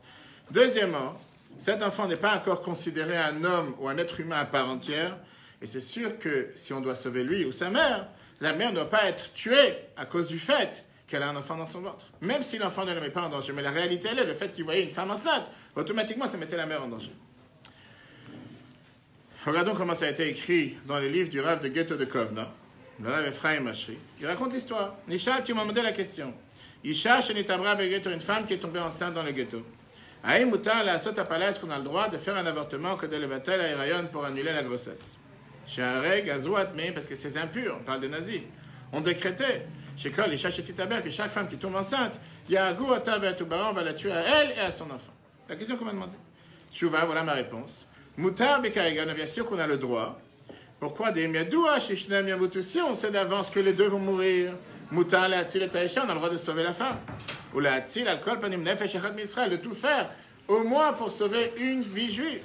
Au Bifra, Benyané nous passe particulièrement dans notre cas, d'Avlat, ça fait que l'enfant, il a un doute de peut-être un enfant qui ne va pas vivre, Yesh, laquelle on peut être plus léger, la Hatzil et Pechot, Taïcha, de au moins sauver la femme. Tout ça, c'est pas pour dormir avec des cauchemars ce soir, mais c'est pour comprendre comment la halakha, elle débat du fait que les sages-femmes en Égypte n'avaient en aucun cas un devoir de se mettre en danger pour sauver un fœtus qui n'est pas encore né. Pharaon leur a demandé de faire quelque chose. Ils auraient pu très bien dire non. On n'est pas obligé de suivre ce que notre conscience nous dit. Ils auraient pu se dire, si Pharaon il veut qu'on tue les enfants, on va les tuer. Pourquoi? Parce qu'on veut vivre. Qui dit que cet enfant va continuer à vivre? Néanmoins, on voit que nos maîtres, nos ancêtres, ces femmes en Égypte, ces sages-femmes, ont mis leur vie en danger, même pas pour aider à aucun instant qu'un fœtus dans le ventre de sa mère puisse se faire tuer. Et donc tout ça, c'était la grande parenthèse pour arriver à la conclusion par quoi on a commencé. Pourquoi une telle importance à un enfant? Et qu'est-ce qu'il y a s'il y aurait un enfant en moi? Et qu'est-ce qu'il y a aujourd'hui sur un coup de tête, le fait que cet enfant n'était pas programmé? On s'en sépare. C'est pour ça qu'avant d'arriver à la conclusion, il y a un discours que la Bible a prononcé en 81. Un discours riche, un dialogue qu'il y a eu entre Moshe et Dieu. Parashat Shemot 81. Dans laquel, on voit ce fameux dialogue que Moshe veut voir la face de Dieu. Dieu lui dit qu'il ne va pas la voir. Dieu voulait se montrer à Moshe ne voulait pas voir. Et une phrase que Dieu dit à Moshe, comme Rashi nous explique, quand moi j'ai voulu, toi tu n'as pas voulu. Quand toi tu voudras, moi je ne voudrais pas. Par rapport à voir la figure de Dieu, voir la face de Dieu, on parle dans les détails, est-ce que Dieu a une face ou pas, Moshe et Dieu, ils ont un dialogue que nous n'avons pas. Le Rabbi prend cet exemple par rapport aux enfants. Et dans ce discours, le Rabbi s'est battu énormément pour que le peuple juif ait des enfants, et le maximum d'enfants possible. Bien sûr, quand la maman est en bonne santé, quand les enfants sont en bonne santé, on ne rentre pas maintenant dans les critères halachiques, mais en termes en bon terme, du fait que le peuple juif a tellement subi, a tellement souffert, qu'aujourd'hui on a un devoir de reconstruire le peuple juif, tout court. Combien d'enfants juifs on a perdu? On va tout de suite faire les calculs. Et le rabbi il explique dans cette histoire, dans ce discours, en disant que les parents qui viennent et qui disent « Moi, je déciderai quand est-ce que j'aurai un enfant », c'est comme s'ils disent à Dieu « Toi, tu as un plan de vouloir me donner un enfant, et moi, j'ai décidé, je suis plus intelligent que toi. Toi qui as aussi créé les contraceptions, qui, encore une fois, c'est important d'ouvrir la parenthèse, halakhiquement parlant, sont totalement permis. Il n'y a pas d'interdiction de prendre des contraceptions. Il y a des interdictions, certaines contraceptions, dans certains cas, certaines situations, et chaque situation doit être jugée avec son rave. C'est pour fermer la parenthèse, ne pas penser un instant que la Torah est contre. La Torah, elle est pour. Ça dépend dans quelle situation, quel cas, quoi et comment, et chacun doit se conseiller avec son rave. Mais quelqu'un qui vient et qui dit « Moi, j'ai décidé que je me suis marié à l'âge de 20 ans, 25 ans. Et maintenant, j'ai ma carrière. Et maintenant, je dois décider d'attendre minimum 15 ans avant de pouvoir faire un enfant. » Un langage qui existe seulement chez les Français, qui existe nulle part ailleurs. Ni en hébreu, ni en anglais, dans aucune autre langue. Parce que c'est comme si c'est nous qui décidons de faire un enfant. Et malheureusement, une fois qu'une personne arrive à 40 ans, il attend encore 10 ans. Et après, il doit commencer à avoir affaire avec, si ça soit l'adoption, si ça soit par des FIV, si c'est par n'importe quel autre moyen qui, grâce à Dieu, existe aujourd'hui. Alors que littéralement, naturellement parlant, il y a 20 ans, 30 ans, c'était beaucoup plus facile, d'aurait pu les faire, comme l'histoire que je vous ai racontée des gynécologues israéliens qui les ont racontées l'année dernière. Qu'est-ce qu'il faut conseiller aux personnes qui viennent se demander la question? Le rabbi prend cette phrase de Moshe en disant « Quand moi j'ai voulu, toi tu voulais pas. Quand toi tu voudras, c'est moi qui veux pas. » Je peux vous dire avec le nombre de personnes que je fréquente, de jeunes couples, qui viennent de voir, c'est hallucinant de voir le nombre de personnes qui font tout pour avoir un enfant, qui se battent naturellement parlant pour essayer d'avoir un enfant.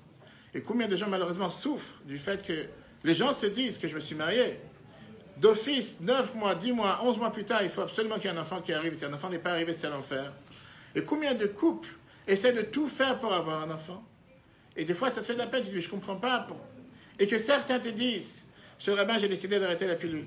Ça fait 5 ans, on s'est marié. Finalement, aujourd'hui, j'ai décidé d'arrêter. Priez pour moi pour avoir un enfant. Et qu'ils attendent 5 ans encore.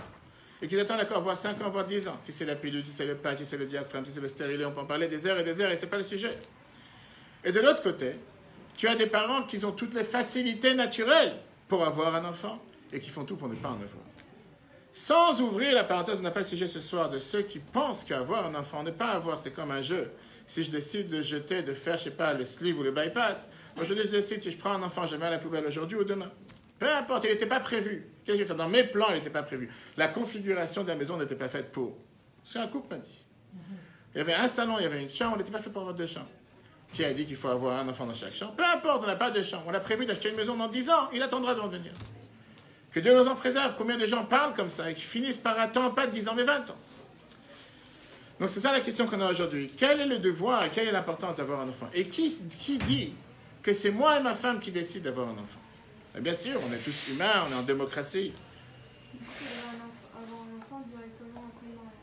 Je n'ai pas entendu. Dire directement après le mariage, je comprends. Je n'ai pas dit que directement après le mariage, il faut avoir un enfant. Je n'ai pas des mots que je n'ai pas dit. Après, je vais faire assommer à tous ceux qui regardent en live.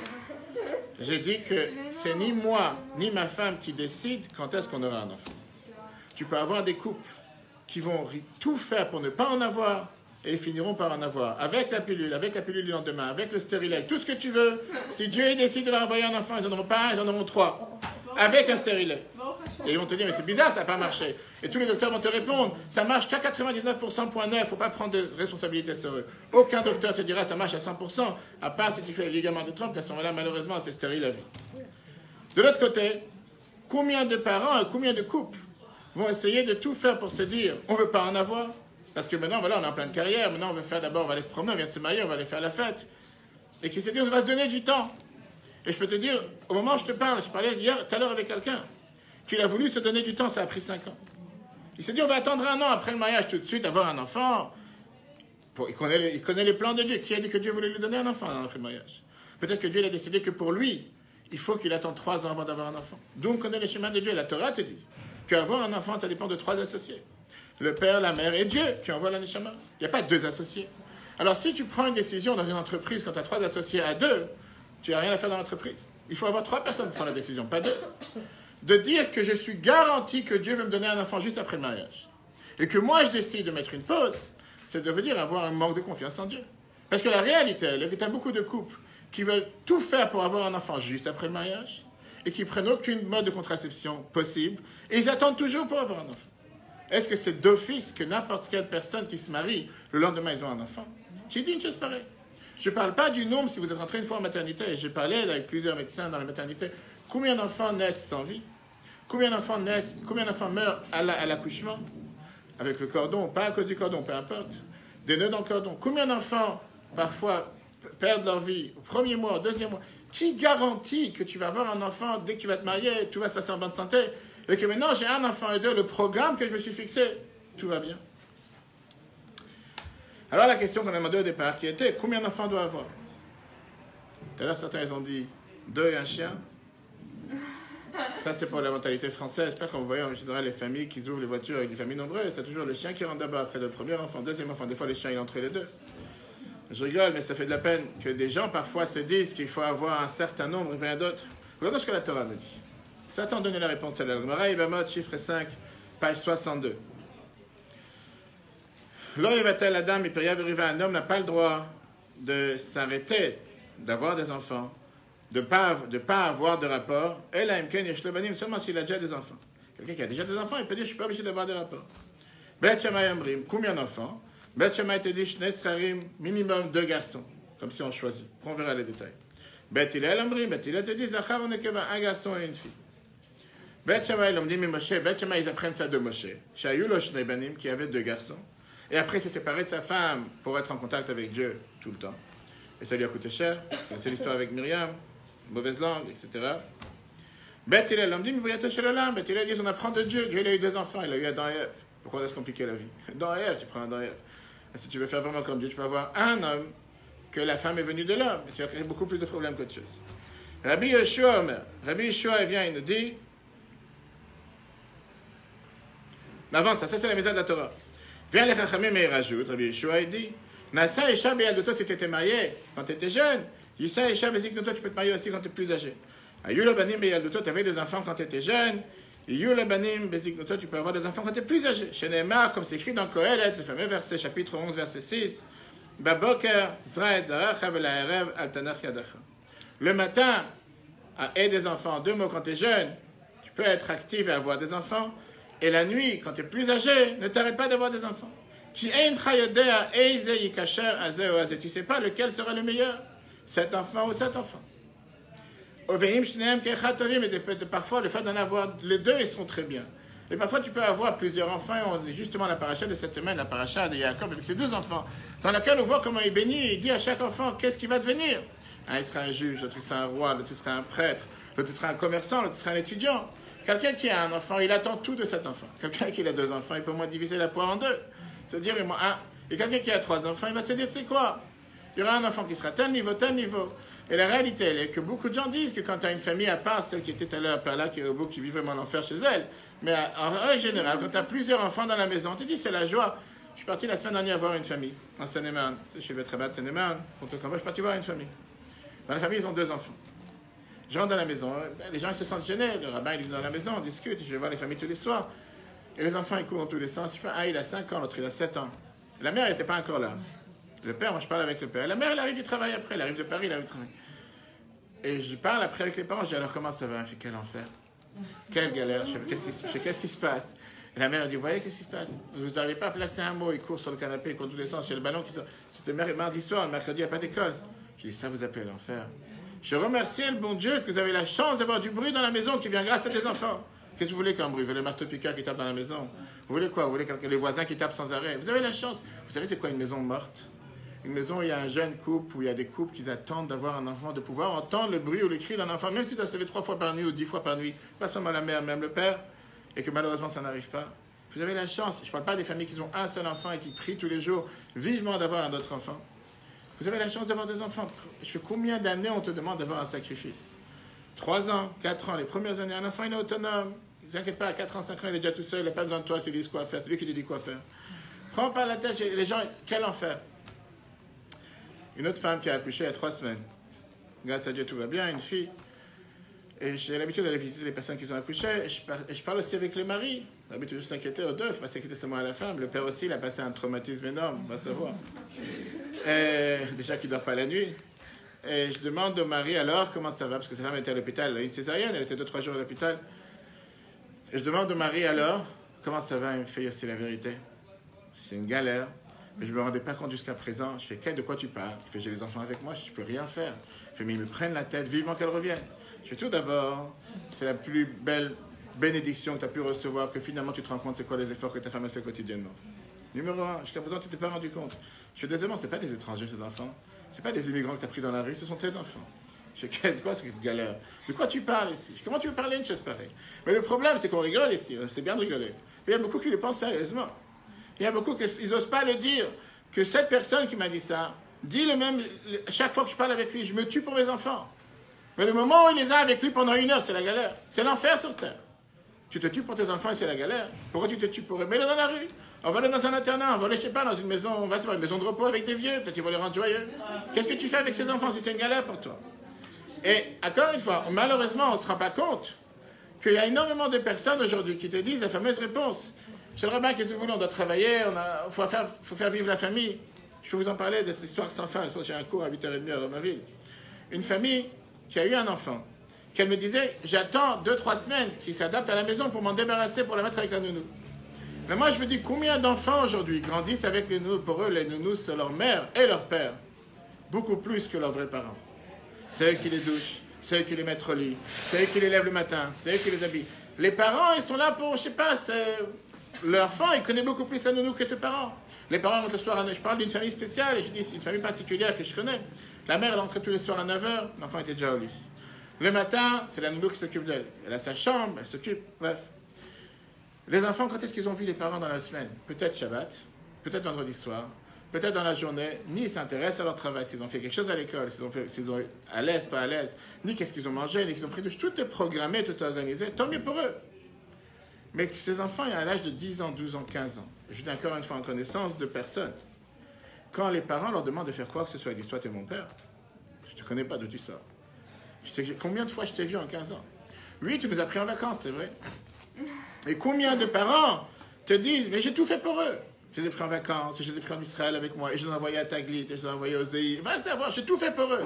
Je dis, mais tu as tout fait pour t'en débarrasser. Tu as tout fait pour ne pas être avec eux.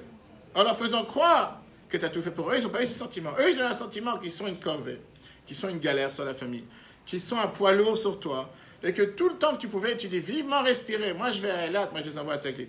Ils vont faire du volontariat. À 10 ans, ils vont pêcher les pommes de terre, ils vont être avec les soldats, ils vont être merveilleux. Au moins, je peux respirer quelques jours.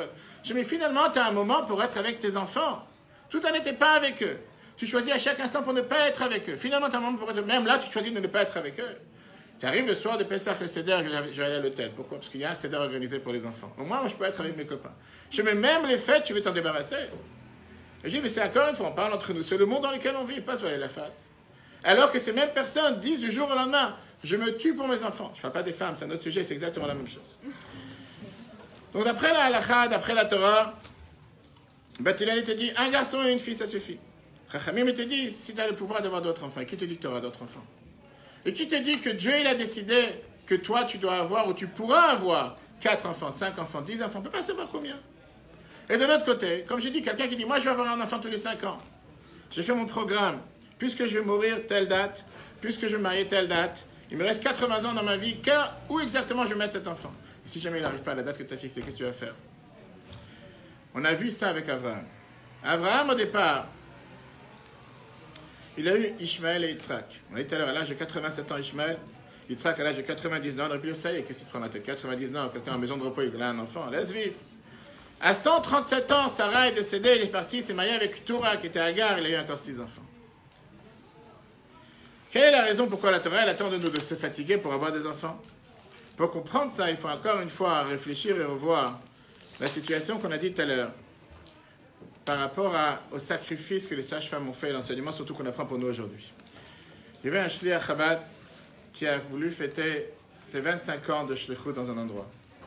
C'est toujours un événement important. Il a décidé de faire une grande fête, de rassembler tous les juifs de la ville. Et pour ça, il a loué la grande salle, le palais des congrès, 5000 places. Il s'est dit, 25 ans que je travaille ici, je connais tellement d'étudiantes, je connais tellement de personnes qui sont passées par mon Bet Chabad. Ils vont tous venir. Et malheureusement, si vous connaissez un peu le métier des shluchim qui est tellement ingrat, que parfois on prépare les choses les plus belles en attendant le plus de monde, et c'est là qu'il n'y a personne qui vient. Mais le plus grand malheur, c'est pas quand il n'y a personne qui vient. Le plus grand malheur, c'est quand il y a une personne qui vient. Quand il n'y a personne qui vient, tu peux dire que l'événement il a été annulé, que dernière minute ça a été... Tu peux toujours faire croire pour ne pas avoir la plus grande honte. Mais quand tu prépares et tu as une personne qui vient, tu ne peux pas dire que ça n'a pas été annulé. C'est quand la catastrophe. Et en plus, la personne qui vient, il fait quoi? Il n'y a que moi ce soir. Pas ça m'a dit il y a que moi. La personne elle vient et dit quoi? Il n'y a personne qui est venu. Comme si qu'est-ce que ça vaut tout ce que tu es en train de faire? Et l'argent que tu as mis, la programmation que tu as mis. Ça, c'est le monde des shidduchim. Un jour, on en parlera. Un monde tellement difficile. Bref, il loue 5000 places. Malheureusement, arrive le jour de l'événement, il y a les gilets jaunes dans la rue. Manifestation, les Champs-Élysées sont bouclés, sont fermés, il n'y a rien. Imaginez-vous le sentiment de Shliach de Chabad aux Champs-Élysées. Mon ami Anachaski ou n'importe quel Shliach au monde a préparé un grand événement ce vendredi soir, et juste aujourd'hui, pour une autre raison qui ne dépend pas de toi, Dieu a décidé qu'il y a la grève, il n'y a pas de bus, il n'y a pas de train, il n'y a rien. Plus personne vient. Qu'est-ce que tu fais? Tu as préparé à manger 300 personnes. Qu'est-ce que tu fais avec? Tu vas donner à qui? Il n'y a personne. Shabbat. Mettez-vous une fois dans ces cas de figure. En tout cas, il prépare et il voit qu'il n'y a personne qui est venu. Personne qui vient, personne sort de la maison, il a neigé, moins 20, peu importe, personne sort. Il arrive dans la salle, il n'a pas l'argent, la programme, tout ce qu'il a préparé pendant des semaines, des mois, il devient aveugle. Il voit 5000 places vides. Il a loué la plus grande salle. Et malheureusement, à lui, le plus grand malheur, c'est qu'il y a une personne qui est arrivée. Il n'aurait pas eu cette personne, au moins il aurait pu dire, va savoir. Il était tellement dégoûté, mais la vérité, à part le dégoût qu'il avait, il s'est senti mal pour l'orateur qu'il a fait venir. Il a fait venir un orateur important, il a fait venir un beau discours, Shlichut, 25 ans, Chabad, qu'est-ce qu'il a fait dans la ville? Préparer un discours depuis des mois, je dis qu'en préparant des discours, que je donnais des conférences partout, ça prend énormément de temps et de fatigue. Il dit, cet orateur va monter au podium, il va parler pour une personne. Je sais pas qui s'est fatigué, il aurait pu dire, rentre à la maison, tu sais quoi, laisse-moi, je te paierai ton billet. On commence la fête, et arrive le tour de l'orateur avec une personne dans la salle, et il monte. Et cet orateur, il parle et il donne un cours comme s'il y a 5000 personnes dans la salle. Il parle, il regarde à droite, il regarde à gauche. Vraiment, avec tous les mouvements, comme pour lui, la salle est pleine. À la fin de son discours, il va le voir et fait une question qui me dérange. Il faut absolument que tu m'apprennes, c'est quoi, quelle est ta devise, qu'est-ce qui se passe ici? Comment tu es capable de parler devant 5000 chaises vides? Personne ne te regarde, personne ne te répond. Et pas un échange avec qui que ce soit. Je vous dis, personnellement, je donne des cours et des conférences grâce à Dieu partout. Comme j'étais dans l'application et Torah, vous avez tous les cours. Et dans un endroit où tu donnes un cours et tu as 50 morts devant toi, c'est la plupart des choses qui peuvent t'arriver. Et je l'ai fait. Moi, je donne un cours quelque part à un public féminin. Qui se sont... Non, c'était pas ici. Grâce à Dieu, c'était pas ici. Et c'est pas seulement c'était pas ici. Ici, grâce à Dieu, tout le monde participe. Et heureusement que c'est comme ça, parce que c'est tellement écœurant. Je suis un secret pour le futur, pour vous, je dis pour tous ceux qui vont donner des discours en public. Il n'y a pas plus pire pour quelqu'un qui donne un cours qui n'a aucune participation du public. La même chose pour un chanteur, la même chose pour n'importe qui. C'était un cours avec un public féminin que tout le monde regardait sur leur... Personne ne levait les yeux parce qu'ils se sont dit certainement qu'un rabbin c'est extraterrestre, on va savoir ce qu'il peut être. Et pendant 1 heure en train de parler, il n'y a personne qui ouvre la bouche, personne qui te regarde. Tu te dis, mais à qui tu parles? Tu parles au mur. Heureusement qu'il y a le Facebook devant toi pour pouvoir parler avec des gens. Bref, c'était... Donc il dit, comment t'as fait? Tu parles avec 5000 personnes et il y a une seule personne, je ne sais même pas s'il pouvait la voir, la 5000 personnes. Il y a une seule personne. Il fait, comment t'as fait avec... Tu peux être déprimé, tu peux être dans un petit cours, 5 minutes, 10 minutes, ainsi, on a fait pour faire l'affaire. Voilà ce qu'il lui a répondu. Il fait, tu sais quoi, en vérité, j'ai parlé devant 5000 personnes. Il fait, pourquoi tu penses que j'ai parlé devant personne? Il fait, il y avait 5000 personnes. Il fait, cet homme-là qui m'a écouté. Il a été tellement touché de ce que j'ai raconté. Grâce à ça, il va éduquer son fils de meilleure manière. Son fils, quand va venir un jour, il va se marier, il va avoir un enfant. Cet enfant va avoir un autre enfant. Et quand je vois jusqu'à la fin des générations, j'ai parlé devant des milliers de personnes. Je ne vais pas parler devant une personne. Oui, matériellement parlant, il y avait une personne devant moi. Mais spirituellement parlant, il y avait ici 20 000 personnes. Mais il a raison. Et Rambam te dit justement cette phrase. Maïmonide, quand il te dit la mitzvah d'avoir un autre enfant, Rambam te dit dans Ilchot Ishut, les lois, l'avant-dernier paragraphe, chapitre 15 à la 16, même si tu as déjà accompli la mitzvah d'avoir des enfants, tu as le devoir des chachamim, de ne pas s'interrompre d'avoir des enfants, autant que tu as la force, que tout celui qui rajoute une âme juive, c'est comme s'il a créé un monde. On ne peut pas s'imaginer qui va être ce prochain juif. Chez chacun d'entre nous. Ça peut être le prochain Einstein, ça peut être le prochain Moshe Rabbeinu, ça peut être le prochain Rabbi de Lubavitch, le prochain Baal Shem Tov. Personne ne peut savoir qui va être ce juif. Oubliez les parents, laissez tranquille les parents. On n'a pas fini. Quelle question? Tu avais noté, alors regarde ta question, peux-tu me dire?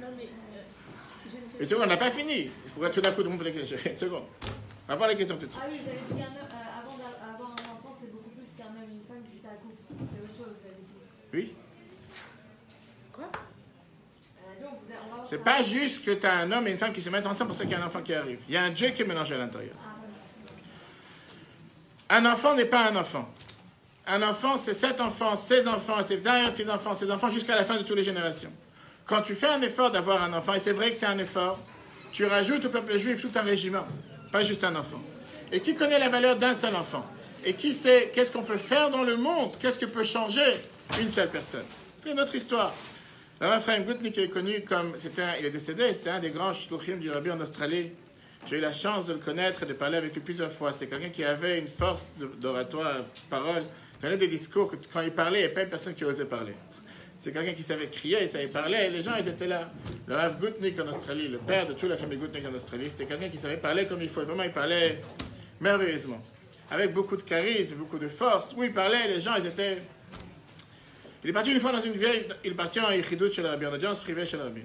Le Rabbi lui a demandé de créer, d'organiser, en Australie, à Melbourne, à l'époque où il était, d'organiser des cours de pureté familiale. Je crois que je vous ai raconté une fois cette histoire. Des cours de pureté familiale. Lui, il a fait la tête au Rabbi comme si. C'est pas le public avec qui tu vas parler, des femmes australiennes qui sont non religieuses, non pratiquantes, pas pureté familiale, pour qui, pourquoi. C'est la perte de temps. Il n'a pas osé dire ça au Rabbi, le Rabbi lui demande d'organiser. Ok, le Rabbi lui demande de retourner en Australie. Il prépare, comme aujourd'hui, n'importe quel programme, les dates, il a fait les flyers les plus beaux, pour pouvoir attirer le public. À l'époque, ça n'existait pas ni Internet, ni WhatsApp, ni Facebook, d'ailleurs, mais il fait la publicité qu'il peut faire. Un cycle de 6 conférences. Différents sujets. Arrive la première conférence et il a le plus grand malheur qu'une femme arrive. Une seule femme qui est intéressée. Il s'est dit, bon, c'est la première. On va savoir, elle va raconter à ses amis. Peut-être demain, la prochaine fois, il y aura une deuxième, une troisième. Arrivent les prochaines conférences, c'est toujours la même qui arrive. Personne d'autre. Une seule femme. Baruch Hashem. Toi, tu dis Baruch Hashem. Je peux te dire que le sentiment qu'il a senti, que moi j'ai senti dans des événements pareils, ce moment-là, tu dis pas Baruch Hashem. Bien sûr qu'on dit Baruch Hashem. Mais quand tu sais que tu te tues pour préparer un programme et finalement tu as une personne qui arrive. Mais il y avait un rave, non? Je n'ai pas entendu. Il y avait le dimanche, dans un autre cours, on était 3. La majorité de mes cours, on n'est pas beaucoup. Et alors, ça, je ne dis pas le contraire, mais j'ai dit, est-ce qu'on dit Baruch Hashem? On doit dire Baruch Hashem surtout. Mais le sentiment que tu as préparé pour avoir, demande à Chassi ici, quand on prépare un événement, qu'il y a 2 personnes qui arrivent, je ne sais pas si ça arrive, mais si ça arrive, je peux te dire le sentiment que tu peux avoir. Mais moi, il y en a 2. Je ne pas dit le contraire. Mais c'est bon. On va, dans 10 ans, on se reverra. On verra. Bref, donc il est déçu, mais peu importe, il connaît ses conférences, et après il retourne à New York, il rentre en audience privée chez le Rabbi. Le Rabbi, la première question qu'il lui demande, nous, comment c'était les conférences? Il attend à chaque fois qu'on lui donne un rapport, et que quelqu'un il a réussi, etc. Et il est déçu, il préfère pas répondre. Le Rabbi, il attend la réponse, comme il dit. Et il dit au Rabbi que une personne. Il est déçu, pour lui c'est une failure, comme on dit, il a raté son histoire. Et malheureusement, le sentiment qu'on a à chaque fois, c'est que c'est à cause de nous. Je ne pense pas que c'est à cause qu'il y a les courses de décembre et les soldes de décembre et la fête de Noël. C'est à cause de toi. Le Rabbi lui dit, est-ce que tu sais c'est quoi la force d'une femme juive? Tu sais que Moshe Rabbeinu, il est né seulement d'une seule femme. Et c'était le Moshe Rabbeinu qui a libéré le peuple juif, comme je t'ai dit tout à l'heure. Imaginons-nous un instant 50 millions de peuples juifs en 2018. Pas les débats qu'on a tous les ans. 14 millions, 15 millions, 18 millions, 1 million de plus, 2 millions de plus, va savoir. On te dit qu'en Russie, il y en a beaucoup plus qu'on s'imagine. 20 millions. Tu veux arrondir 26 millions. Vas-y, fais plaisir. La réalité, c'est qu'on n'est pas si nombreux. On est le plus petit nombreux. Imagine-toi qu'on aurait pu être aujourd'hui 50 millions. Imagine-toi qu'en Israël, on aurait été 30 millions de juifs. Imagine, il y aurait eu la place. On dit qu'Eretz Israël, c'est Eretz Tzvi. Il y aurait eu la place. Il y aurait eu la place. Et quand tu sais que chaque année, on te donne la démographie en Israël, que la population monte et que le pourcentage de juifs descend. Quand on te dit qu'aujourd'hui, il y a plus de 8 millions de personnes en Israël, il y a un peu plus de 6 millions de juifs. Plus de 20% de non-juifs. Je n'ai rien contre les non-juifs, ils ont le droit d'exister sur Terre avec grand plaisir, c'est des créatures de Dieu, ils ont leur mission sur Terre comme chaque être humain sur Terre. Mais on parle maintenant par rapport au peuple juif. L'imagination, la force du peuple juif, la puissance du peuple juif à travers la planète. Si déjà on est ce qu'on est aujourd'hui, on doit être fier de l'être. Qu'on a l'air aux yeux de nos ennemis qu'on est les plus grands sur Terre. Combien on aurait été beaucoup plus puissants si on était beaucoup plus. Je pense que j'ai raconté ici, je passe dans une autre conférence. Il y avait une fois 2 juifs qui étaient assis dans le train en Allemagne. Un, il lisait le Gazette, qui était le fameux journal juif. Et l'autre, il lisait le journal de tout ce qui était le plus grand parti politique antisémite en Allemagne. Ils étaient assis dans le train. Le juif, il lit l'actualité juive en Allemagne et il voit que c'est écrit qu'en Iran, nous envoie des missiles, que le Hezbollah, il fait des tunnels, que le Hamas, il essaie d'envoyer des tunnels. Et il est déprimé. Il demande à son ami, en fait, pourquoi tu lis le journal des partis les plus antisémites? Il fait, tu sais quoi, moi j'ai envie d'être de bonne humeur tous les jours. Quand j'ai ce journal, les juifs ont toutes les banques, les juifs c'est tous les docteurs, les juifs c'est tous les juges, les juifs c'est le plus puissant dans le monde, les juifs ils gèrent la planète. Je suis content tous les jours. Je sais qu'est-ce que tu veux que je lise, des choses qui me rendent amer, je préfère jamais des choses qui me rendent heureux. On n'a pas de quoi avoir honte, on peut être fier de ce que nous sommes, mais au final, ça aurait été tellement mieux que le peuple juif soit beaucoup plus nombreux. Le Rabbi ramène une preuve à ce que Rambam nous dit. On a dit tout à l'heure que dans Bereshit Noach, on voit comment Dieu leur donne à Adam d'avoir un enfant, d'avoir des enfants, d'avoir fructifié et multiplié. Et après ça, on voit qu'avec Noach, Dieu lui donne encore une fois le même devoir. Quel est le but? Pourquoi la Torah, elle répète encore une fois la même phrase qu'elle a dit à Adam, elle dit encore une fois à Noach. Elle a dit la chose suivante. Pour Adam, il n'avait pas d'enfant. Il vient de naître. C'est normal qu'on doit lui dire le devoir d'avoir des enfants. Noach avait déjà 3 enfants. On aurait pu penser qu'il a déjà fait la mitzvah, il a déjà fait ce qu'il doit faire. Vient la Torah, Dieu dit non. Même si tu as déjà eu 3 enfants, prouve-vous milieu taretz. Pourquoi? Parce que chaque enfant, c'est considéré comme si tu construis un monde entier. Regardons le dernier paragraphe. La Bible dit que ce sujet de Kol HaMosif Nefesh, celui qui rajoute une âme, qui a eu le Bana Olam, comme s'il a créé un monde. Mudgaj et Parashat Noach, on le voit clairement dans la Parashat de Noach. Il ne prouve, Nema Batorah, c'est déjà été écrit cette mitzvah dans la Parashat Bereshit de Noach. Vechad Achilukim Benem, une des différences qu'il y a entre eux.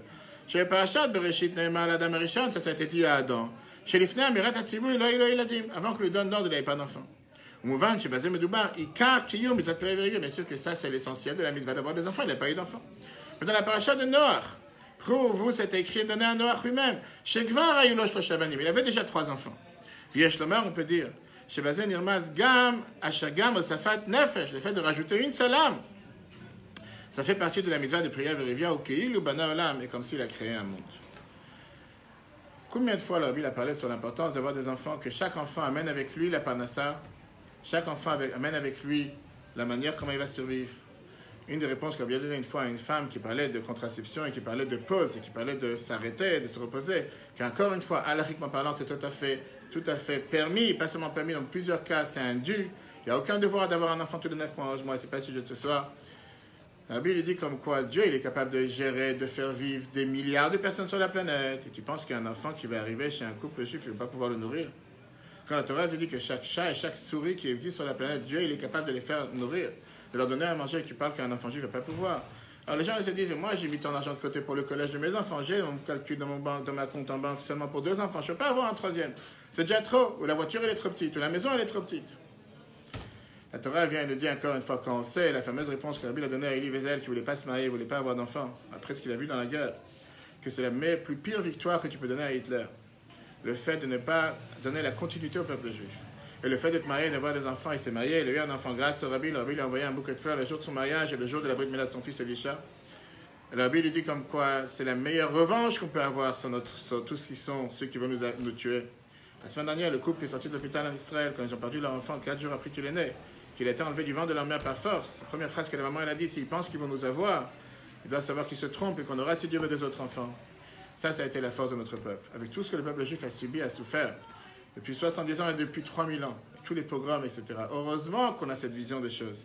Combien on doit remercier Dieu pour le fait d'avoir des enfants? Combien on doit prier à Dieu pour avoir un enfant? Et combien on doit se rappeler à chaque instant combien nous sommes petits, avec toute la médecine et toute la technologie qui existe aujourd'hui. Si Dieu a décidé que ce couple n'ait pas d'enfant, tu montes et tu descends, tu n'auras pas d'enfant. Que Dieu nous en préserve. Et de l'autre côté, si Dieu a décidé qu'il veut donner un enfant à un couple, soyons pas bêtes.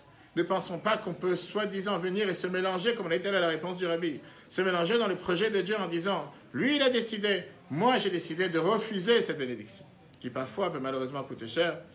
Que Dieu fasse qu'on puisse toujours entendre que des bonnes nouvelles de tous les peuples juifs partout où ils se trouvent. Le cours sera un replay sur l'application eTorah, E-T-O-R-A-H. Vous pouvez télécharger gratuitement sur Google et Apple. Et s'il y a des questions que je n'ai pas répondues, avec plaisir. C'est quoi les questions que je n'ai pas répondues? Oui. Vous avez dit même quand la personne est âgée, elle peut si elle peut avoir des enfants, pourquoi pas? Oui, mais après... Pas une personne âgée de 99 ans comme Abraham. Il y a un problème d'éducation. Après, il y a un problème aussi où lorsque l'enfant il aura peut-être 20 ans ou moins, il deviendra orphelin. Donc, comme ça, tu as décidé.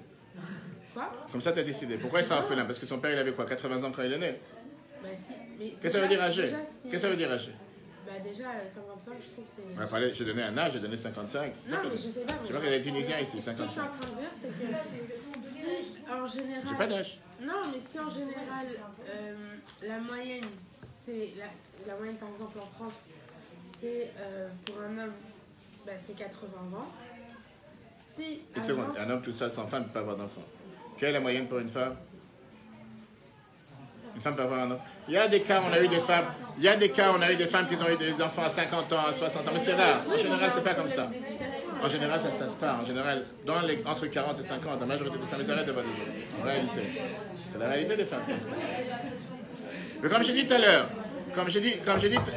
à l'heure, le problème n'est pas est-ce que moi je veux ou pas, parce que ça se peut qu'une personne va décider de vouloir un enfant à l'âge de 55 ans, comme tu as pris comme exemple. Et qui te dit que Dieu va lui donner un enfant à 55 ans? Mais non, mais moi je parle d'un problème s'il a. Et moi je trouve qu'il y a un problème aussi pour l'enfant plus tard. Pourquoi? Parce que tu t'inquiètes qu'il va mourir à 59 ans alors qu'il a eu un enfant à 55 ans. Et donc cet enfant, tu as dit, cet enfant il va être orphelin. C'est quoi? Encore une fois, le principe, on ne doit pas prendre le problème et le prix à l'envers. Prenons le problème à l'endroit. Qui décide d'avoir un enfant? Qui donne un enfant à une personne? Le fait qu'un homme et une femme se mettent ensemble, ou il y a aussi un troisième composant? Bien sûr que Dieu, comme tu dis, Hachem, il est pour quelque chose. On va lui donner 50% de chance.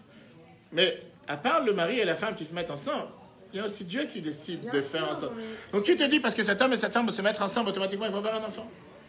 Maintenant de l'autre côté, si Dieu il a décidé d'envoyer un enfant à cet enfant, à ce couple, c'est-à-dire que Dieu est considéré que ce couple peut avoir un enfant. C'est-à-dire que Dieu il a décidé que c'est le meilleur bonheur pour cette Neshama de descendre dans cette famille. Ça veut dire que Dieu il a décidé que je n'ai pas à m'inquiéter pour le bien-être de cet enfant et que si Dieu veut, il ne sera pas orphelin. Et combien de parents ont un enfant à 20 ans et qu'à 2 ans l'enfant il est orphelin? Volontairement ou involontairement? Et je vais donner des cas. C'est jamais un accident. Un accident? Un accident. La Torah considère... Une seconde. La Torah considère qu'un homme, il est responsable pour tout. Qu'est-ce que ça veut dire un accident? Comment tu peux dire qu'un enfant... D'abord, est-ce qu'avoir des rapports conjugaux, des rapports sexuels, comment tu vas l'appeler? Ça se fait par hasard. Oui, effectivement, aujourd'hui, quand tu as des jeunes de n'importe quel âge, à partir de 15 ans, qui vont s'amuser dans des boîtes de nuit, qui vont s'amuser le samedi soir, et qui pensent qu'un acte sexuel, c'est un jeu, c'est le malheur de la société dans laquelle on vit. La Torah, elle appelle le mariage kiddushin, qui veut dire sainteté, qui veut dire quelque chose de saint. C'est pas juste un acte qu'on s'amuse et on prend demain la pilule du lendemain qu'on a oublié de prendre et maintenant on doit faire un avortement. Et aujourd'hui, on est arrivé dans une société où la Sécu va rembourser tous ceux qui vont faire des avortements, surtout ne pas le faire savoir aux parents, ne pas demander leurs coordonnées, d'aller en pharmacie. Mais dans quel monde on vit? Depuis quand c'est devenu un jeu? Depuis quand c'est devenu quelque chose qui est tellement banalisé, qui est tellement... C'est pas grave, aujourd'hui je suis à moitié sous dans une boîte de nuit, demain dans un appartement. On a des rapports, je parle pas maintenant de ceux qui sont à 2, à 3 ou à 5 ou à plus, que ce soit à la plage, ça c'est le monde réel dans lequel on est. Quand tu vas parler maintenant avec une jeune fille, je peux dire, j'ai eu une discussion avec une jeune fille. Je vais vous dire une histoire. Une famille, je suis parti voir, la maman, elle m'a dit, moi j'envoie mes enfants avec des préservatifs à l'école à l'âge de 11 ans. Monsieur le rabbin, on ne peut pas savoir qu'est-ce qui va se passer. Les écoles publiques, c'est comme ça. Donc moi, je les envoie des préservatifs à 11 ans. Je lui dis, mais pourquoi tu fais une chose pareille? Qui t'a demandé de pousser tes enfants à faire des choses pareilles? On avance, cet enfant, il a 15 ans. Cet enfant, il a 15 ans, il revient un jour chez sa mère, et il dit à sa mère, maman, je l'ai fait. Alors la mère me raconte l'histoire, pas le jour même, elle m'appelle après. Elle était en larmes. Je dis, qu'est-ce qui se passe? Elle me dit, voilà, je vais raconter ce qui s'est passé avec mon fils. On va l'appeler David pour ce soir. Je fais, David, il est revenu, il m'a dit, voilà, je l'ai fait, j'ai demandé qu'est-ce qui s'est passé de quoi. Il me fait, finalement, il a réussi à avoir des rapports avec sa copine, qui a 14 ans et demi. Ils habitent dans le même quartier. La histoire, c'est la réalité. On ne vit pas dans la même planète. Je peux raconter des autres histoires quand on ne sera pas en live. Je lui ai dit, tu sais quoi? Dis-lui une seule chose, que moins de 15 ans, c'est considéré mineur. Et que si demain, cette fille, elle veut l'accuser de viol, elle peut.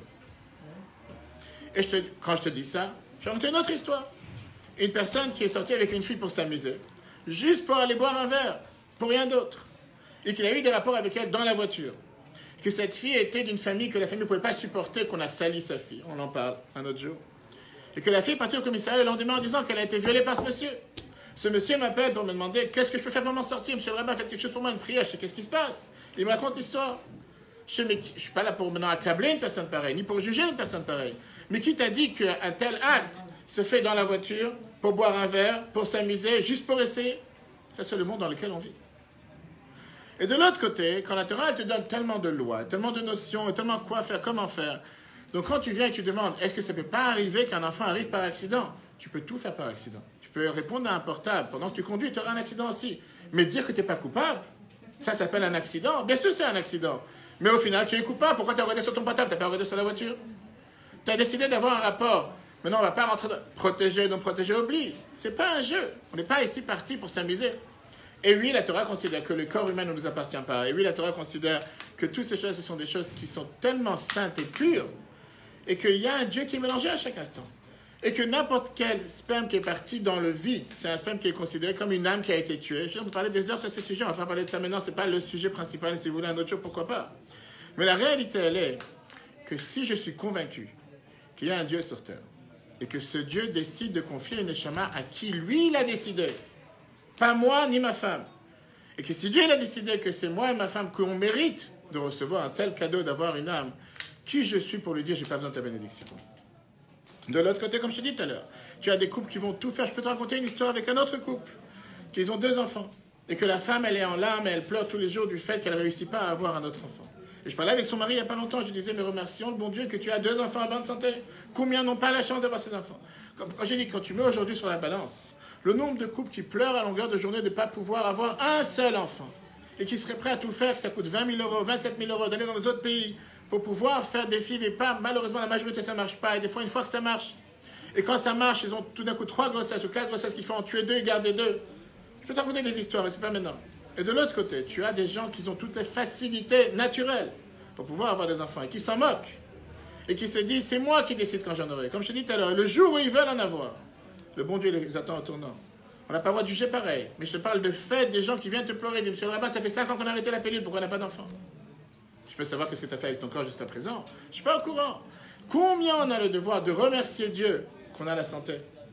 Combien, et quand, pour répondre à ta question que tu as dit tout à l'heure, combien d'enfants sont orphelins à 20 ans, avec des parents de 20 ans? Pas orphelins, pas des parents parce que les parents, ils ont fait des accidents, ou ils sont morts, ou ils ont eu un cancer que les en préserve. Que les parents divorcent 6 mois après le mariage. Ou 1 an après le mariage, 6 mois quand l'enfant il a 6 mois. J'en connais malheureusement énormément.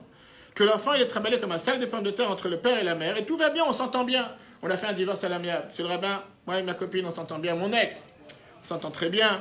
On se voit le dimanche, je lui donne le sac de pommes de terre, il me rend les courses le lendemain, et tout va bien. Et l'enfant il est dans le sac avec. Cet enfant il n'est pas orphelin. Qui a demandé à cet enfant de vivre d'une manière pareille? Tu veux, je te rajoute un autre cas. Combien de femmes aujourd'hui décident d'avoir un enfant monoparental? Depuis le départ, sans homme. Par donneur sous X. Et c'est aussi quelque chose qui se passe dans la société aujourd'hui. Et c'est aussi quelque chose qui se passe dans la communauté. Alors je ne suis pas en train de juger qui que ce soit. Mais je demande une question simple, et je ne demande pas ça à cette femme qui est venue me voir. Pourquoi avoir décrété le sort de cet enfant qui va naître dans 9 mois, qui n'a pas le droit d'avoir de père? Parce que toi, tu as un désir d'enfant et tu ne veux pas avoir le casse-tête d'avoir un couple. On peut débattre de ça un autre jour. Mais pourquoi cet enfant doit être malheureux à vie, ne pas lui avoir donné la chance d'avoir un père? Et c'est aussi des nouveautés de 2018. Mais encore une fois, est-ce que c'est Dieu qui décide ou est-ce que c'est moi qui décide? On prend tout ça en compte. Et quand on comprend le fait qu'on est tellement humble et qu'on doit être humble, parce que face à tout ce qui se passe dans la société, on ne comprend rien au chemin de Dieu sur terre. Et avec tout ce qu'on peut s'imaginer qu'on comprend tout et qu'on gère tout, on ne gère rien. Aujourd'hui,